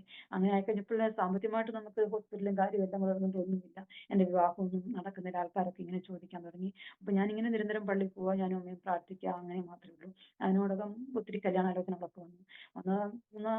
ഏതാണ്ട് 6 കല്യാണാലോചന എനിക്ക് വന്നിട്ട് 6 പേര് വന്നു. അപ്പം വന്നവരൊക്കെ ഇഷ്ടപ്പെട്ടു. ആരും ഇഷ്ടക്കേടില്ലെന്നും പറഞ്ഞ് തിരിച്ചു പോയില്ല. പക്ഷെ സാമ്പത്തികം നമ്മളെ കൊടുക്കാൻ ഏറ്റവും കുറഞ്ഞ ഒരു 1 ലക്ഷം രൂപയായിരുന്നു ചോദിക്കുന്നത്. നമ്മളെ സംബന്ധിച്ച് അത് ഭയങ്കര ബുദ്ധിമുട്ടെന്ന് പറഞ്ഞാൽ ചിന്തിക്കുന്നതിന്റെ അപ്പുറമായിരുന്നു അതൊക്കെ എന്ന് പറഞ്ഞാൽ. അത്രത്തോളം ഒരു സാമ്പത്തികമായി വളരെ താണൊരു നിലവാരത്തിലായിരുന്നു ഞങ്ങൾ അന്നായിരുന്നത്. അപ്പൊ അമ്മയൊക്കെ വിചാരിച്ചു എന്നാ ഈ ഉള്ള സ്ഥലം ഒന്ന് വിറ്റേക്കാം, 40 സെന്റ് സ്ഥലമുണ്ട്, അതങ്ങ് വിറ്റേക്കാം, വിറ്റിട്ട് നമുക്ക് എന്റെ കല്യാണം നടത്താം എന്ന് ഞാൻ തീരുമാനിച്ചു. അങ്ങനെ ആൾക്കാരോടൊക്കെ പറഞ്ഞ് ഇങ്ങനെ സ്ഥലം വിൽക്കാനായിട്ടൊക്കെ ആൾക്കാരിങ്ങനെ ഒക്കെ കൊണ്ടുവരികയൊക്കെ ചെയ്തു. അവരൊന്നും കഷ്ടി 1 ലക്ഷം രൂപയൊക്കെയാണ് അവർ പറയുന്നത്. ഈ 1 ലക്ഷം രൂപ സ്ത്രീധനം കൊടുത്തിട്ട് പിന്നെ ഈ സ്ഥലം വിറ്റ് കഴിയുമ്പോൾ ഈ അമ്മയും അച്ഛനും അപ്പം അവര് വഴിയാതെ ആരോ അവരുടെ മനസ്സിന് ഭയങ്കര ബുദ്ധിമുട്ടായി തീർന്നത്. ഞാൻ ദൈവസന്നിധി പ്രാർത്ഥിക്കാനായിട്ട് തീർന്നു, കർത്താവേ സ്ഥലം വിട്ട് ഒരിക്കലും എന്റെ വിവാഹം നടത്തരുത്. ഞാൻ പ്രാർത്ഥിച്ചു. കാരണം പിന്നീട് പറയും അവൾക്ക് വേണ്ടിയാണ് സ്ഥലം വിറ്റ്, അവൾക്ക് വേണ്ടി അവളെ കല്യാണം കഴിച്ചു കൊടുത്തുകൊണ്ട് ഞങ്ങൾ വഴിയാതായിരുന്നു അങ്ങനെ പറയാനിടയായിട്ടില്ല. സൊദോം രാജാവിനോട് പറയുന്ന കാര്യമുണ്ട്, സൊദോം രാജാവിനെ സമ്പന്നനാക്കിയെന്ന് പറയാതിരിക്കേണ്ടതുണ്ട്. നിന്റെ ഒരു ചരടാകട്ടെ, ചെരുപ്പിന്റെ വാറാകട്ടെ എനിക്ക് ആവശ്യമില്ല അങ്ങനെ പറഞ്ഞൊരു വാക്ക്. അപ്പൊ ഞാൻ പറഞ്ഞു സ്ഥലം വിട്ടിട്ട് ഒരിക്കലും എന്റെ വിവാഹം നടത്തണ്ട. അങ്ങനെ ഞാൻ ദൈവത്തിന്റെ പ്രാർത്ഥിക്കാനായിട്ട് ഇടയായി തീർന്നു. വീണ്ടും ഇങ്ങനെ പ്രാർത്ഥനയും കാര്യങ്ങളും ഒക്കെ കൊണ്ടിരുന്നു. അപ്പൊ ആൾക്കാരൊക്കെ എന്നോട് പറയുന്നുണ്ട് ദൈവത്തിന്റെ സമർപ്പിക്കുക വെച്ച് ദൈവവേലയ്ക്കായിരിക്കും, അതുകൊണ്ടായിരിക്കും ഇങ്ങനെ താമസിക്കുന്നത്, അതുകൊണ്ടായിരിക്കും നടക്കാത്തത്, നീ സമർപ്പിക്കുന്നത്. അപ്പം എനിക്ക് അതിനോട് താല്പര്യമില്ലായിരുന്നു. എനിക്ക് ദൈവവേല ചെയ്യാനായിട്ട് എനിക്ക് ഇഷ്ടമില്ലായിരുന്നു. എനിക്ക് പ്രാർത്ഥിച്ച് ഒരു നല്ലൊരു വിശ്വാസിയായിട്ട് മനുഷ്യന്റെ കൂടെ കല്യാണം കഴിച്ചു പോയാൽ മതി, സുശേഷ വേല ചെയ്യണമെന്നൊന്നും എനിക്ക് ഇഷ്ടമില്ലായിരുന്നു. അങ്ങനെ ഞങ്ങളുടെ സഭയിലെ ദേവദാസന് ഇങ്ങനെ ഏതോ തവണ എന്നോട് പറഞ്ഞിട്ടുണ്ട്. ഒരിക്കൽ അദ്ദേഹം ഇങ്ങനെ പറയുവാനായിട്ട് ഇടയായി തീർന്നു, നീ കൂടെ ദൈവാലോചന കേട്ടിട്ടും മെരുക്കമില്ലാത്തൊരു കാളക്കുട്ടിയെ പോലെ നീ ആയിരിക്കുകയാണ്, ദൈവത്തിന്റെ എത്രയും വേഗം ഏൽപ്പിച്ചു കൊടുത്ത് പ്രാർത്ഥിക്കുന്ന സുവിശേഷ വിലയ്ക്ക് വേണ്ടി. അപ്പാണ് എന്റെ മനസ്സ് മുമ്പരപ്പെട്ട് ഞാൻ ദൈവസന്നിധിയിൽ എന്നെ തന്നെ താഴ്ത്തുവാനായിട്ട് ഇടയായി തീർന്നു. ദൈവവേലയ്ക്ക് വേണ്ടി ഞാൻ എന്നെ തന്നെ സമർപ്പിച്ചു. അങ്ങനെ പിന്നെ പറ്റുന്നുമില്ല, ഒരു സുവിശേഷ വില വരട്ടെ അങ്ങനെ ഓർത്ത് പ്രാർത്ഥിച്ചുകൊണ്ടിരുന്നു. പിന്നെ പ്രാർത്ഥിച്ചുകൊണ്ടിരിക്കുന്നെങ്കിലും കല്യാണാലോചന വരുന്നുണ്ട്, ഒന്നും നടക്കുന്നില്ല, പൈസയൊന്നും ഇല്ലാതെ. അപ്പൊ ഞങ്ങൾ എവിടെ ഇറങ്ങിയാലും നമ്മൾ എവിടെ ചെന്നാലും എന്നോട് എല്ലാവരും ചോദിക്കുന്ന കാര്യമുണ്ട്, അയ്യോ കല്യാണം ഒന്നും ആയില്ലേ, ഒന്നും ആയില്ലേ നീ ഇതുവരെ. അപ്പൊ എന്റെ സമപ്രായക്കാരുടെ ഒക്കെയും വിവാഹം കഴിഞ്ഞിരുന്നു, എന്റെ കൂടെ പഠിച്ചവരുടെ എല്ലാം വിവാഹം കഴിഞ്ഞു, നേരത്തെ തന്നെ കഴിഞ്ഞിരുന്നു. അപ്പൊ എന്റെ മാത്രം വിവാഹം നടക്കുന്ന ഞങ്ങളുടെ അടുത്ത പരിസരത്തൊക്കെയും ഞാൻ ഇങ്ങനെ പള്ളിയിലൊക്കെ പോയിക്കൊണ്ടിരിക്കുമ്പോൾ പാസ്റ്റർമാരാണ് എന്നെ ചോദിക്കും, ആഹാ ഇതുവരെ നടന്നില്ല, എന്താ ഒന്നും നടക്കുന്നില്ല, ഓരോരുത്തരുടെ കല്യാണം വരുന്നു, ഇനി എന്നാ നമ്മുടെ എന്നാ.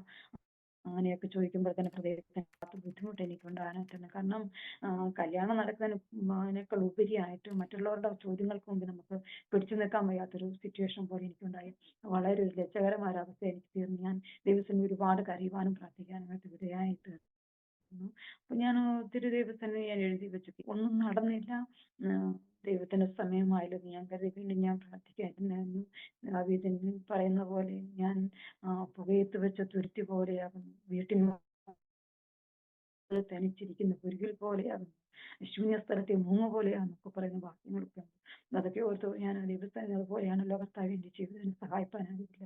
എന്റെ വീടിന്റെ സിറ്റുവേഷൻ ഇങ്ങനെ എന്റെ മാതാപിതാക്കളൊക്കെയും നിർബലരായിരിക്കുന്നതിലൊക്കെ ദൈവത്തിൽ ഒരുപാട് കരയുവാനും പ്രാർത്ഥിക്കാനുമായിട്ട് ഇടയായി തീർന്നു. അങ്ങനെ ഇരിക്കെ വീണ്ടും ഞാൻ ഓർക്കുന്ന ഞാൻ വീണ്ടും ആന്ധ്രാപ്രദേശിന് പോകാം. ആന്ധ്രാപ്രദേശിൽ പോയി അവിടെ ജോലി ചെയ്ത് അല്പം പൈസയൊക്കെ ഉണ്ടാക്കും, ഭേദപ്പെട്ട ശമ്പളങ്ങൾ ഇപ്പൊ ഒക്കെ ഉണ്ടല്ലോ. അപ്പൊ എൻ്റെ ഒരു കൂട്ടുകാരിയോട് ഞാൻ അവളെ വിളിച്ചിട്ട് നമ്മൾ പറഞ്ഞു അതിനെന്നാ കുഴപ്പമില്ലടി പോരെ എന്നും പറഞ്ഞ് അങ്ങനെ പറഞ്ഞ് ഞാൻ ഇങ്ങനെ പോകാനായിട്ട് തീരുമാനിച്ചപ്പോഴത്തേന് നമുക്കൊക്കെ ഇത് ഭയങ്കര സങ്കടമായി ഇരുന്ന കാര്യം ഞാൻ ഇപ്പോൾ ഓർക്കുന്നു.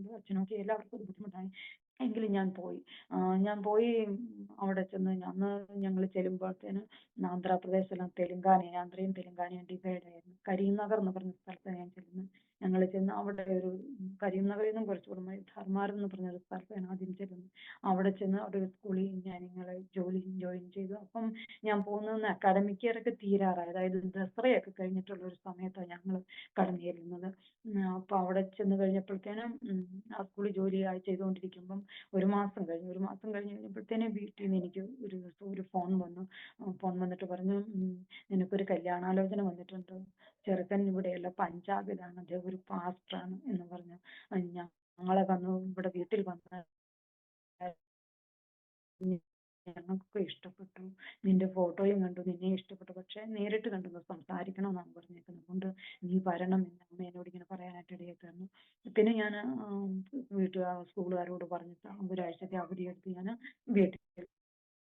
വീട്ടിൽ വന്ന് ഞങ്ങൾ കണ്ടു. സംഘടനയുടെ കോർഡിനേറ്ററായിട്ടൊക്കെ വർക്ക് ചെയ്യുകയാണ്, അവിടെ സുശേഷ വേല ചെയ്യുന്നു. അപ്പം കല്യാണം കഴിഞ്ഞ് വേഗത്തിൽ തന്നെ തിരിച്ചു പോകാനായിട്ടാണ് ആഗ്രഹിക്കുന്നത്. അപ്പം ഞാൻ വിചാരിച്ച ഒരു ഏപ്രിൽ മാസം എനിക്ക് ജോലി ചെയ്യാം, അപ്പൊ അത്രത്തോളം ശമ്പളമൊക്കെ വേണം എന്നുള്ള തീരുമാനത്തിലായി. അങ്ങനെ പിന്നെ ഞാൻ അവിടെ സ്കൂളിൽ ചെന്ന് പറഞ്ഞു. അപ്പൊ ഞാൻ വിചാരിച്ചു ഞാനൊരു ഡിസംബർ മാസത്തിലാണ് കാണാൻ വരുന്നത്. അപ്പൊ ജനുവരി ഉണ്ടല്ലോ, ജനുവരി ഫുള്ളായിട്ട് നിൽക്കുക. അപ്പൊ ഒരു മരണമാണ്, തിരിച്ചു വരികയില്ല എന്ന് പറഞ്ഞപ്പോൾ അവർ പറഞ്ഞു പറ്റില്ല, ഇനി നിൽക്കാൻ പറ്റത്തില്ല, പോകണം, ഞങ്ങൾക്ക് വേറെ ടീച്ചേഴ്സിനെ അപ്പോയിന്റ് ചെയ്യണമെന്ന് പറഞ്ഞു. അപ്പം ഞാൻ പോരാതെ ചിന്തരമില്ല, അപ്പൊ ഞാൻ പോരുകയാണ്. അപ്പൊ എൻ്റെ കൂടെയുള്ള ടീച്ചറുണ്ട്, അവരും തിരിച്ചു പോയി, അവർക്കും കല്യാണം വല്ലതും ആകുമെന്ന് പറഞ്ഞ് അവരും തിരിച്ചു പോകുന്നു എൻ്റെ കൂടെ. അപ്പൊ എൻ്റെ കയ്യിൽ ആകെ 3000 രൂപയുണ്ട്. ഈ 3000 രൂപയും കൊണ്ട് 1500 ഉണ്ട്, അതിൽ ഞങ്ങളുടെ യാത്ര ചെലവും കാര്യങ്ങളും. അന്ന് ഇന്ന് പോലെ റിസർവേഷൻ ചെയ്തൊന്നും വല്ല പോകുന്നത്, സാധാരണ ജനറൽ കയറിയാണ് പോകുന്നത്. ഇപ്പം ഞാനും എൻ്റെ കൂട്ടുകാരിയും കൂടി വന്നപ്പോഴത്തേനും അന്ന് ഞങ്ങൾ പോരാനായിട്ട് ഇറങ്ങിയപ്പോഴത്തേനും കരീംനഗറിൽ പിന്നെ ഞങ്ങൾ റെയിൽവേ സ്റ്റേഷനിൽ വന്നപ്പോൾ രാമകുണ്ടം റെയിൽവേ സ്റ്റേഷനിലാണ് വരുന്നത്. രാമകുണ്ടം റെയിൽവേ സ്റ്റേഷനിൽ വന്നപ്പോൾ ഞാൻ അറിയുന്നത് അന്ന് ട്രെയിൻ ഇല്ല, ട്രെയിൻ ക്യാൻസൽ ആണെന്ന് അറിഞ്ഞു. അന്നത്തെ ട്രെയിൻ ക്യാൻസൽ ആണെന്ന് അറിഞ്ഞു കഴിഞ്ഞപ്പോഴത്തേനും ഞങ്ങൾ എവിടെ പോകാൻ എവിടെ തങ്ങനെ. അപ്പം ഞങ്ങളെ കൊണ്ടുവിട്ട ഒരു പിന്നെ ഏജന്റ് ഉണ്ട്, അദ്ദേഹം മോസസ് എന്നാണ് അദ്ദേഹത്തിന്റെ പേര്. അദ്ദേഹം ഒരു ക്രിസ്ത്യാനിയ മനുഷ്യന്, അദ്ദേഹം മലയാളിയാണ്. അദ്ദേഹത്തെ ഞങ്ങൾ വിളിച്ചപ്പോൾ പറഞ്ഞു, നിങ്ങൾ പേടിക്കണ്ട, നിങ്ങളെ അവിടെ TPM-ന്റെ ഒരു ഫെയ്ത്ത് ഹോം ഉണ്ട്, അവിടെ ചാമുണ്ട്, നിങ്ങളെ ഞാൻ അങ്ങോട്ട് പറഞ്ഞു വിടാന്ന് പറഞ്ഞു. അങ്ങനെ അവർ വിളിച്ചു പറഞ്ഞു, അവരോട് അവർ വിളിച്ചു പറഞ്ഞു. ഞങ്ങളൊരു ഓട്ടോ വിളിച്ച് ഞങ്ങൾ ആ ഫെയ്ത്ത് ഹോമിലോട്ടേക്ക് ചെല്ലാനിടയിൽ തന്നു. അവിടുത്തെ ആ സിസ്റ്റർമാർ ഞങ്ങളെ സ്നേഹത്തോടെ സ്വീകരിച്ച് അന്ന് ഞങ്ങൾക്ക് നല്ല ഭക്ഷണം ഉണ്ടാക്കി തന്നു. ആ രാത്രി ഞങ്ങൾക്ക് കിടക്കാനായിട്ട് ഇടം തന്നു. പിറ്റേ ദിവസമായപ്പോഴത്തേനും അവർ ഞങ്ങൾക്ക് പുളിഹാരമൊക്കെ ഉണ്ടാക്കി തന്നു. ഞങ്ങളെ യാത്ര അയക്കാനായിട്ട് അവിടുന്ന് ഞങ്ങൾ പോന്നു. എന്നിട്ട് ഞങ്ങൾ അവിടുന്ന് വന്നു, കേരളത്തിൽ വന്നു കഴിഞ്ഞപ്പോൾ പിന്നെ ഒരു മാസത്തോളം ഉണ്ടല്ലോ, അങ്ങനായിരുന്നു വീട്ടില്. അപ്പം ഇവര് കാണാൻ വന്നപ്പോഴത്തേന് ചോദിച്ചു, സ്ത്രീധനം പറഞ്ഞു. അപ്പം എൻ്റെ ഹസ്ബൻഡ് എൻ്റെ അച്ഛനോട് പറഞ്ഞു, നിങ്ങളുടെ കയ്യിൽ എന്താ ഉള്ളത് തന്നേച്ചാൽ മതി എന്ന് പറഞ്ഞു. അപ്പൊ എൻ്റെ അച്ഛൻ പറഞ്ഞു, ഞങ്ങൾ 25,000 രൂപ തരാം, ഉള്ളി 25,000 രൂപ ചോദിച്ചിട്ടുണ്ട്. അല്ല പിന്നെ ഭക്ഷണ കാര്യങ്ങളും ഒക്കെ വേണമല്ലോ. അതിനോടൊക്കെ കഴിഞ്ഞ് കഴിയുമ്പോഴത്തേന് പിന്നെ എൻ്റെ ഡ്രസ്സും കാര്യങ്ങളും അതിനൊന്നും ഞാൻ ചോദിച്ചില്ല. ഇപ്പൊ എൻ്റെ കയ്യിലുള്ള ഈ 3000 രൂപ ഉണ്ടല്ലോ, അതെൻ്റെ കയ്യിലുണ്ട്. കുറച്ച് ദിവസം കഴിഞ്ഞപ്പോഴത്തേന് ഞാൻ അമ്മയോട് പറഞ്ഞു, അമ്മ നമുക്ക് 2 പേർക്കും കൂടെ പോയി എന്നാൽ തുണിയെടുക്കാം എന്ന് പറഞ്ഞു. അപ്പൊ ഞാനും അമ്മയും കൂടി ഒരു ദിവസം കട്ടപ്പന ചെന്ന് 3000 രൂപയ്ക്ക് എൻഗേജ്മെന്റിനുള്ള സാരിയും ബ്ലൗസും അതിൻ്റെ അനുബന്ധ സാധനങ്ങളും പിന്നെ കെട്ടുകല്യാണത്തിനുള്ള സാരി, അതിനുള്ള സാധനങ്ങൾ, ഒരു ബാഗ്, ചെരുപ്പ്, ഒരു കൊച്ചു ബൈബിള്, ഇതെല്ലാം ഈ 3000 രൂപയിൽ ഞാൻ വാങ്ങിച്ചു. അപ്പോൾ ഓർക്കണം, ഒരു വിവാഹത്തിന് വേണ്ടി ഇന്നത്തെ കാലഘട്ടത്തിലൊക്കെ ആകുമ്പോൾ എന്തുമാത്രം. അപ്പം ആ 3000 രൂപയെ എല്ലാ കാര്യങ്ങളും നടത്തി ഞങ്ങൾ തിരിച്ചു വന്നു. ശേഷം വിവാഹം ഏറ്റവും അനുഗ്രഹിക്കപ്പെട്ട രീതിയിൽ ഫെബ്രുവരി മാസം 6-ാം തീയതി വിവാഹ നിശ്ചയമായിരുന്നു. അനുഗ്രഹിക്കപ്പെട്ട രീതിയിൽ അത് നടന്നു. ഫെബ്രുവരി 16-ാം തീയതിയായിരുന്നു കെട്ടുകല്യാണം, അതും ഏറ്റവും മനോഹരമായിട്ട് നടന്നു. അപ്പം കല്യാണത്തിന് ഞങ്ങൾ പോകുമ്പോൾ ഞാനവിടെ ചെന്ന് 25,000 രൂപയെന്ന് ഞാൻ പറയുമ്പോൾ തന്നെ പറയാം, ഞാൻ ദൈവത്തിൻ്റെ എഴുതി വെച്ച് പ്രാർത്ഥിക്കണം പറഞ്ഞായിരുന്നു. അപ്പൊ ഞാൻ ദൈവത്തിന് ഇങ്ങനെ പ്രാർത്ഥിച്ചായിരുന്നു, കർത്താവേ, സ്ത്രീധനമാണല്ലോ ഒരു മുഖ്യ വിഷയമായിട്ട് നിൽക്കുന്നത്, അതുകൊണ്ടാണല്ലോ ഞാൻ ഇങ്ങനെ വീട്ടിൽ നിൽക്കുവാനിടയായിട്ടായിരുന്നു. പക്ഷെ അത് മുതലായിരുന്നു ദൈവത്തിന്റെ സമയത്തിന് വേണ്ടി ദൈവം കാത്തിരുന്നായിരുന്നു. എന്നെ വന്ന് കണ്ടതിൽ ബാക്കിയുള്ള പിന്നെ ചെറുക്കന്മാരൊക്കെയും ജോലിക്കാരും ടീച്ചർമാരും ഒക്കെ ആയിരുന്നു. എന്നാൽ ഇദ്ദേഹമായിരുന്നു നടക്കാൻ. അപ്പം ഞാനിങ്ങനെ ദൈവത്തിനെ പ്രാർത്ഥിച്ചായിരുന്നു, എന്നെ കഴിഞ്ഞും വിദ്യാഭ്യാസമുള്ള ഒരാളായിരിക്കണം, ഒരു സുവിശേഷകനായിരിക്കണം, തന്നെയുമല്ല കർത്താവ് ഒരു 50,000 രൂപയിൽ നിന്നും മുകളിലോട്ട് ആരും ചോദിക്കുന്നവരായിരിക്കും. അങ്ങനെയൊക്കെ ഞാൻ 50,000 രൂപ ചോദിച്ച സ്ഥിതിക്ക് ദൈവാത്മാവ് അതിനെ നേരെ പകർത്ത് എനിക്ക് 25,000 ആക്കി തട്ടി. അപ്പം ദൈവം എനിക്ക് വേണ്ടി അത്ഭുതങ്ങളെ ചെയ്തു. ഞാൻ പ്രാർത്ഥിച്ച പോലെ തന്നെ അനുഗ്രഹിക്കപ്പെട്ടൊരു ദാസനെയാണ് എനിക്ക് ദൈവം തന്നത്. അങ്ങനെ ഞങ്ങളുടെ കല്യാണം ഫെബ്രുവരി മാസം 16-ാം തീയതി മുണ്ടിയിരുമ ഓഡിറ്റോറിയത്തിൽ വെച്ച്, വഴിസൈഡിലാണ് ഒരു മരിയൻ ഓഡിറ്റോറിയം എന്ന് പറഞ്ഞ ഓഡിറ്റോറിയത്തിൽ വെച്ച് ഞങ്ങളുടെ വിവാഹം നടക്കുവാനായിട്ട് ഇടയായി തീർന്നു. ചെറുതായിരുന്നെങ്കിലും വളരെ അനുഗ്രഹിക്കപ്പെട്ട ശുശ്രൂഷയും കാര്യങ്ങളും എല്ലാമായിരുന്നു. അപ്പം കൊയറും കാര്യങ്ങളൊക്കെ ഉണ്ട്. അപ്പം ഞങ്ങളിങ്ങനെ കല്യാണം കഴിഞ്ഞിട്ട് ഞങ്ങൾ ഭക്ഷണം കഴിക്കാനായിട്ട് ഞങ്ങൾ രണ്ടുപേരും കൂടി ഇങ്ങോട്ട് ഇറങ്ങുമ്പം, കൈ കഴുകാനായിട്ട് ഇറങ്ങുമ്പം റോഡിൽ നിന്ന് 2 വിദേശികൾ ഇങ്ങനെ കയറി വരുന്നത് ഞങ്ങൾക്ക് കാണാമായിരുന്നു. അപ്പം ഒരു ഭാര്യയും ഭർത്താവാണ്. അവർ വന്ന് ഞങ്ങളോട് കൊണ്ടുപോയി ഞങ്ങൾ സംസാരിച്ചപ്പോൾ അവർ എന്താ സെറിമണി ഇവിടെ നടക്കുന്നതെന്ന് അറിയാനായിട്ട് അവർ വന്നതാണ്, ഈ ബഹളവും കാര്യങ്ങളും. അപ്പം മനസ്സിലായത് വിവാഹമാണെന്ന് മനസ്സിലായി. ഞങ്ങൾ വിവാഹമെന്ന് പറഞ്ഞു. ഞങ്ങളോട് കൂടി അവർ ഭക്ഷണത്തിരുന്നു. അപ്പം ഭക്ഷണത്തിരുന്നതിന് മുമ്പ് തന്നെ ഞങ്ങളിങ്ങനെ സംസാരിച്ചപ്പോൾ എൻ്റെ ഹസ്ബൻഡ് അവരോട് ചോദിച്ചു, വേർ ആർ യു ഫ്രം എന്ന് ചോദിച്ചു. അപ്പോൾ അവർ പറഞ്ഞു, വി ആർ ഫ്രം ഇസ്രയേൽ എന്ന് പറഞ്ഞു. അപ്പോൾ അത് എൻ്റെ ഭയങ്കര ഒരു അത്ഭുതമായി തോന്നി. കാരണം ഞാനിങ്ങനെ പ്രാർത്ഥനയ്ക്ക് ഞങ്ങളുടെ ചർച്ചിൽ മാത്രമല്ല, അടുത്തവിടെ എവിടെയൊക്കെ പ്രാർത്ഥനയുണ്ടോ എനിക്ക് പോകാൻ പറ്റുന്നിടത്തൊക്കെയും ഞാൻ പ്രാർത്ഥനയ്ക്ക് പോകുമായിരുന്നു. അങ്ങനെ ചെല്ലുന്നിടത്തൊക്കെ എന്നോട് ദൈവാലോചനകൾ പറയുമായിരുന്നു. അപ്പൊ അങ്ങനെ കൂട്ടത്തിൽ ഞാൻ സ്വരാജ് IPC എന്നൊരു ചർച്ച് ഞാൻ പോയപ്പോഴത്തേന് അവിടെ നിന്നൊരു ഒരു ബാബു എന്ന് പറഞ്ഞൊരു ദൈവ KJ ബാബു അങ്ങനെ മറ്റോ ആണ് അതിന്റെ പേര്, ബാക്കിയൊന്നും എനിക്ക് അറിഞ്ഞുകൂടാ. അദ്ദേഹം ഇങ്ങനെ ചെന്ന് ഇങ്ങനെ പ്രാർത്ഥിക്കാനായിട്ട് ഇറങ്ങിയപ്പോഴത്തേന് എന്നോട് ഒരുപാട് കാര്യങ്ങൾ, ആദ്യമായിട്ട് ഞാനും കാണുന്നു എന്നെയും കാണുന്നതാണ്, ഒരുപാട് കാര്യങ്ങൾ അദ്ദേഹത്തിന്റെ തലയിൽ കൈവച്ച് പറഞ്ഞിട്ട് പ്രവചിച്ചിട്ട് പറഞ്ഞു, നിനക്ക് വേണ്ടി ഞാൻ ദൂതനെ നേരിട്ടിറങ്ങും എന്നോട് പറയുവാനായിട്ടിടയായിട്ടുണ്ട്. കാരണം അത് വേറൊരു രാഷ്ട്രത്തിൽ നിന്നും വേറൊരു രാജ്യത്തിൽ നിന്നും വന്ന, ഇസ്രയേലിൽ നിന്ന് വന്ന ജനമാണ്. വി ആർ ഫ്രം ഇസ്രയേൽ എന്നാണ് പറഞ്ഞത്. കാരണം എനിക്ക് മനസ്സിലായി ദൈവം തന്റെ പ്രതിനിധിയെ എന്റെ കല്യാണത്തിന് വേണ്ടി അയച്ചതാണ്. കാരണം മറ്റൊരുമായിരുന്നു, ഓസ്ട്രേലിയയിൽ നിന്ന് ഇംഗ്ലണ്ടിൽ നിന്ന് എവിടുന്ന് വേണമെങ്കിലും വരാമെന്ന്. പക്ഷേ അന്നത്തെ ദിവസം വന്നത് ഇസ്രയേലിൽ നിന്നാണ് വന്നത്. അതെന്റെ ജീവിതത്തിൽ വളരെ ഒരു അനുഗ്രഹമായി ഞാൻ തോന്നി. ദൈവം തന്റെ സാന്നിധ്യം അറിയിച്ചു. ദൈവത്തിന് സ്തോത്രം. ഞങ്ങളുടെ ആ കൊച്ചു കല്യാണത്തിന് കർത്താവിന്റെ രീതിയിൽ തന്നെ നടന്നിരുന്നു. 16 വർഷം പൂർത്തിയായി. നെക്സ്റ്റ് ഈ മാസം 16-ാം തീയതി ആകുമ്പോൾ 17-ാമത്തെ വർഷത്തിലേക്ക് ഞങ്ങൾ കടക്കുകയാണ്. എന്ന് ഞങ്ങളുടെ വിവാഹം കഴിഞ്ഞു അന്നത്തെ ആ സ്നേഹവും സന്തോഷവും കർത്താവ് ഞങ്ങൾക്ക് ഇന്നും ഉണ്ട്. എനിക്ക് ലഭിക്കാവുന്നതിൽ വെച്ച് ഏറ്റവും നല്ലൊരു വ്യക്തിയെ, ഏറ്റവും നല്ലൊരു ഭർത്താവിനെ കർത്താവാണ് യേശു എനിക്ക് നൽകി തന്നു. അതിൽ ഞാൻ ഒത്തിരി സന്തോഷവും കർത്താവിൽ ഞാൻ എന്നും കടപ്പെട്ടുള്ളതാണ്. എൻ്റെ ഈ സാക്ഷ്യം കേൾക്കുന്ന ആരെങ്കിലും ഉണ്ടെങ്കിൽ ദൈവത്തിന് എനിക്ക് പറയാനുള്ള വിവാഹത്തിന് വേണ്ടി ഒരുങ്ങിയിരിക്കുന്നവരോ പ്രകാരം സാമ്പത്തികമായി ബന്ധപ്പാട് അനുഭവിക്കുന്നവർ ആരെങ്കിലും ഉണ്ടെങ്കിൽ തീർച്ചയായും നിങ്ങൾ ദൈവത്തിൽ വിശ്വസ്തയോടെ പ്രാഗൽഭ്യത്തോടെ പ്രാർത്ഥിക്കുക. ദൈവം നിങ്ങളുടെ പ്രാർത്ഥനകൾക്കും താമസിക്കും തോറും ശ്രേഷ്ഠമായതിനെ തരുവാനായിട്ടും മാത്രമാണ് ദൈവം അങ്ങനെ വെച്ചിരിക്കുന്നതാണ് എനിക്ക് പറയാനുള്ള. കാരണം ദൈവത്തിന്റെ വചനം പറയുന്നു, ദർശനത്തിന് ഒരു അവധി വെച്ചിരിക്കുന്നു, അതിന്റെ സമാപ്തിയിലേക്ക് ബന്ധപ്പെടുന്നു. സമയം തെറ്റിയാലും അത് വരും നിശ്ചയം, അതിനായി കാത്തിരിക്കുക, താമസിക്കുകയില്ല എന്ന് പറയുന്നുണ്ട്. അപ്രകാരം നിങ്ങൾ തീർച്ചയായിട്ടും ദൈവസന്നിധിയിൽ പ്രാർത്ഥിക്കുക, വെയിറ്റ് ചെയ്യുക. ദൈവം നിങ്ങളെ അനുഗ്രഹിക്കും എന്നാണ് എനിക്ക് പറയാനുള്ളത്. അതിനുശേഷം ഞങ്ങളുടെ കല്യാണം കഴിഞ്ഞിട്ട് 16-ാമത്തെ ദിവസം ഞങ്ങൾ പഞ്ചാബിലേക്ക് പോവുകയാണ് ചെയ്യുന്നത്. അപ്പം പോകുമ്പം ഞങ്ങൾ പ്രാർത്ഥനയെല്ലാം കഴിഞ്ഞ് ഞങ്ങൾ ഇങ്ങനെ പഞ്ചാബിലോട്ട് പോവാണ്. പഞ്ചാബിൽ ഞങ്ങൾ ചക്കി ബംഗ് എന്ന് പറഞ്ഞൊരു സ്ഥലത്താണ് പോകുന്നത്. പഞ്ചാബിൽ മാധവ്പൂർ എന്നത്, അവിടെയാണ് ഞങ്ങൾ ഇറങ്ങുന്നത്. അപ്പൊ അവിടെ ചെന്ന് കഴിഞ്ഞപ്പോഴത്തേന് നല്ല മാർച്ച് മാസത്തിലാണ് ഞങ്ങൾ പോകുന്നത്. നല്ല ചൂടുള്ള കാലാവസ്ഥയാണ്. അപ്പൊ നല്ല സ്ഥലമാണ് പഞ്ചാബിലെ കാലാവസ്ഥ എന്ന് ഞാൻ മനസ്സിലാക്കി കഠിനമായ തണുപ്പുമാണ്. കാരണം ഹിമാലയത്തോടൊക്കെയും ഏറ്റവും അടുത്ത് നിൽക്കുന്ന പ്രദേശമാണ്. അവിടെ ചെന്നിട്ടാണ് ഞാൻ ഹിമാലയ പർവ്വതം നന്നായി കാണുവാനായിട്ട് ഇടയായി തീർന്ന്. ഒരു പിന്നെ ചെറിയൊരു മഴയൊക്കെ പെയ്തതിനു ശേഷം എത്തുന്നതായിട്ട് കാണാം.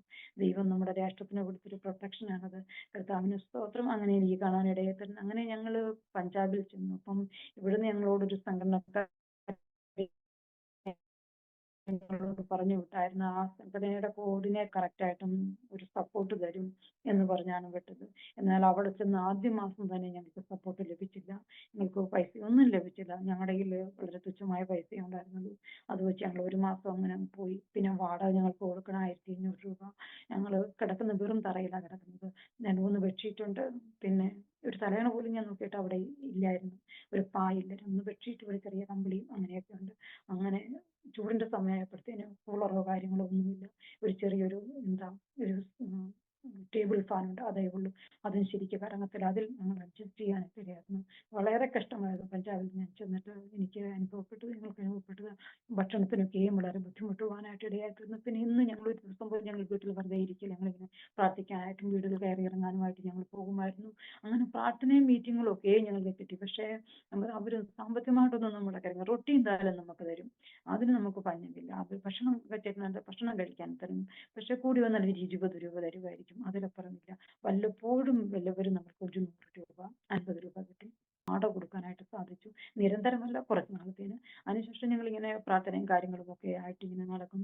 ഭക്ഷണത്തിനൊക്കെയും വളരെ ബുദ്ധിമുട്ടായി. അങ്ങനെ ആയിരിക്കുമ്പോഴത്തേനും ഒരു ദിവസം ഇങ്ങനെ ഞങ്ങൾ സാമ്പാർ വെക്കാനായിട്ട് സാമ്പാർ വെക്കാനായിട്ട് ഇങ്ങനെ നോക്കി. ചോറ് വെച്ചു. അപ്പൊ കറി വെക്കാനായിട്ട് നോക്കിയപ്പോഴത്തേനും 1, 2 പച്ചക്കറികളൊക്കെ ഉണ്ട്. അപ്പം സാമ്പാറിനകത്ത് കറി തക്കാളി എന്ന് പറഞ്ഞ സാധനം അതില്ല. അതിനൊക്കെ അത് മെയിൻ ആണല്ലോ. അപ്പൊ നോക്കിയപ്പോഴത്തേനും അതില്ല. പുള്ളിക്കാരൻ ഇങ്ങനെ വഴി കൂടി ഇങ്ങനെ ഇറങ്ങി അപ്പം ഒരു തക്കാളി വഴി കിടക്കുന്നു. പക്ഷെ കാലം അത് ഞങ്ങൾ കഴുകി സാമ്പാറായിട്ട് ഞങ്ങൾ കറിയാക്കി അത് ഉപയോഗിക്കാനായിട്ട് ഇടയായിത്തീർന്നു. അങ്ങനെ തണുപ്പ് കാലം വന്നു. തണുപ്പ് കാലം വന്നു കഴിഞ്ഞപ്പോഴത്തേനും അവിടെയൊക്കെ എന്ന് പറഞ്ഞാൽ ഭയങ്കര തണുപ്പല്ലേ. ഞങ്ങള് കിടക്കുന്നത് തറയില. പിന്നെ ഞങ്ങൾക്ക് പുതയ്ക്കാനായിട്ട് നല്ലൊരു കമ്പിളിയില്ല, ഒരു ബെഡില്ല. അങ്ങനെയൊക്കെ ഭയങ്കര ബുദ്ധിമുട്ടായി. അങ്ങനെ ഇരിക്കെ ഒരു ദിവസം ഒരു ആള് പ്രാർത്ഥിക്കാനായിട്ട് വന്ന ഒരു ബംഗാളിയാണ് അവിടെയുള്ളത്. അദ്ദേഹം ഇങ്ങനെ നിരന്തരം ഇടയ്ക്കൊക്കെ വഴിയിലൊക്കെ വെച്ച് കാണുകയും ഇടയ്ക്ക് അവരുടെ വീട്ടിലൊക്കെ പോയി ഒക്കെ പ്രാർത്ഥിക്കുകയൊക്കെ ചെയ്യുന്നത്. അങ്ങനെ വന്ന് അദ്ദേഹം പ്രാർത്ഥിച്ചു. അദ്ദേഹത്തിന് എന്തോ അതിന് മറുപടി കിട്ടി. ഞങ്ങൾക്ക് അപ്രത്യക്ഷമായിട്ട് ഒരു 1000 രൂപ തരുവാനായിട്ട് ഇടയായി തീർന്നു. ദൈവത്തിന് സ്തോത്രം. അതുകൊണ്ട് അദ്ദേഹം എൻ്റെ ഹസ്ബൻഡ് പോയി ചെറിയൊരു ബെഡ് വാങ്ങിച്ചു. എനിക്കൊരു സ്വെറ്റർ മേടിച്ചു തന്നു. അപ്പൊ സ്വെറ്റർ എന്ന് പറഞ്ഞാൽ എൻ്റെ ഒരെണ്ണം ഉണ്ട്, പക്ഷെ കേരളത്തിനുണ്ട്.